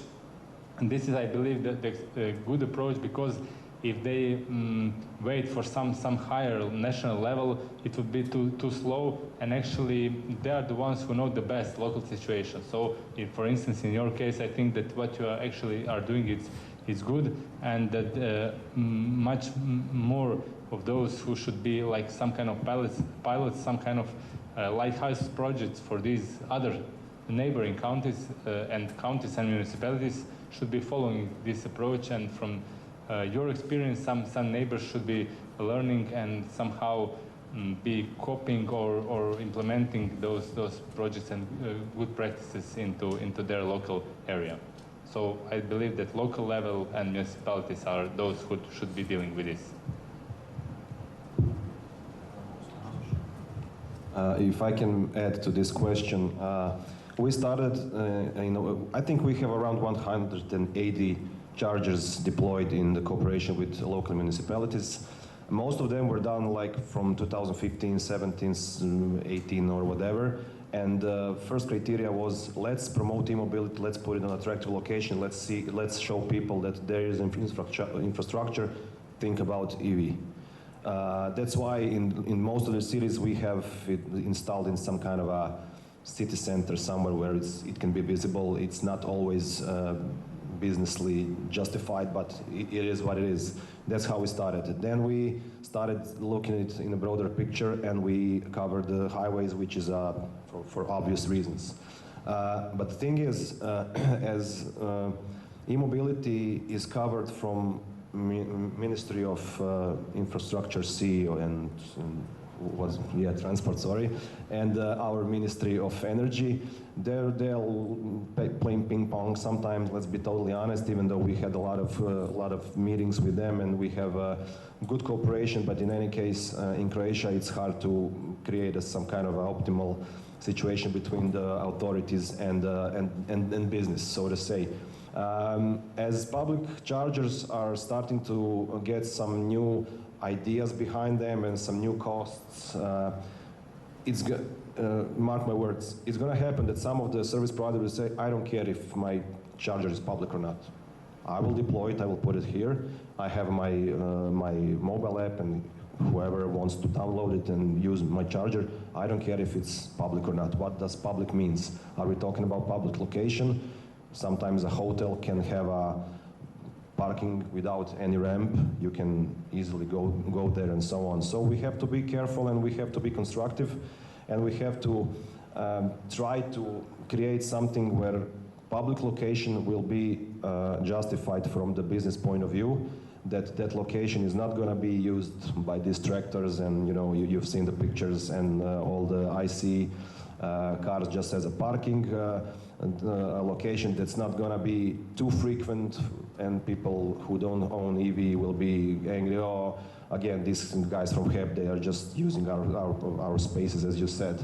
And cities have a problem with parking in general. But then again, those locations have to be justified and utilized enough for that charger to be feasible, even though let's not go too much into that, because I would like to finish on the positive note, but they're not feasible in most of the cases.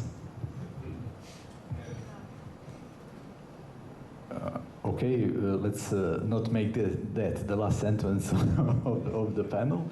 But I think in general we covered quite a decent number of interesting thoughts in this last 20 minutes. So on the positive note, as Vedran said, it's very important for local communities to have enthusiastic members who will collaborate and who will bring some projects and initiatives, if not projects, to their community, because this is the way of exchanging knowledge, and through this exchange also good planning and good implementation can come, and then also the investments maybe from also private sector, if not just taking the money from the public sources of funding.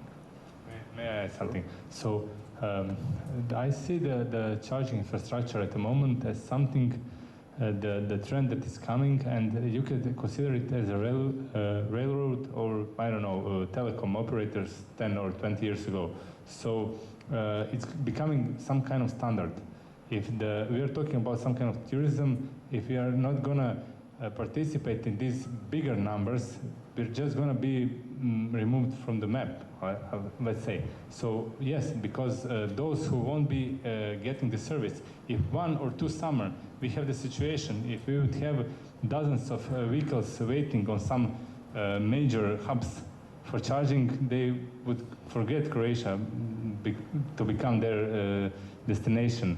Otherwise, if we don't have established network of destination chargers, if which apartment buildings won't have enough spaces and charging infrastructure availability, they just won't be attractive enough. It's like that you don't have air conditioner or Wi-Fi. So it's going to happen in a couple of years. Therefore, what you were maybe considered as pioneers, but you obviously saw something in future because of different reasons of the projects and so on, you were able to participate, you started this trend. And now we see that some major telecom, petrol company and so on, private SMEs and startups are trying to catch the train, let's say, and to be part of it. But on the private sector side, we have still resistance, and because they are not sure whether this is just a hype or something. But I believe with the potential of middle, we have potentially Italy and Germany coming to our coast, and for all these vehicles, how we're gonna, only 2 nations if we take into account, not the Central Europe. For those, we have to think about some numbers that are multiplied by those local needs. But definitely we need such big numbers in order to be able to service them. Thank you very much. Nicola, do you maybe have some final thought? Yeah, maybe that the role of the local communities is to be actually a service to the private investor and to the citizens when it comes to charging infrastructure, and try to, be like the middleman who helps get things done, and not try to, own the infrastructure or try to be the service provider itself, because I think that that's quite out of their scope in this way. Yeah. Let me try to fix the damage done by the statement I gave. We have great cooperation with local municipalities. I'm telling you, 180 charges is not is a lot in any case, not only with local municipalities. We have couple of pioneer local municipalities that really helped us develop all of this, starting from Primorsko-Goranska County to city of Osijek, which was a pioneer from the local municipality point of view. We have a lot of plans in Zagreb, but the bigger the city is, the more complicated stuff can get. But that's the way to go. That's the way to go to try to find with them some kind of optimal solution.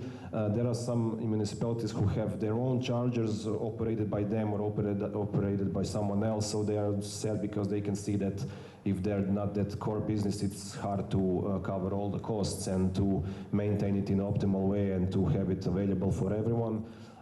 That's why I'm trying to find the local municipality who is willing to understand that it's added value for everyone, for the guests, for the citizens. And when we started commercial phase of the project and when we started the payment of the sessions, there are some municipalities who think that we are making gazillions of dollars on those sessions, and they are trying to introduce some kind of location fee for every deployed charger, which okay, that's reasonable, but I'm telling you, now again I'm going into the wrong direction, but it's going okay now, but every additional cost for the charger will really do the damage again. But again, most of the municipalities have understanding for this, and they have they have good outlook to what a charger brings to their as an added value.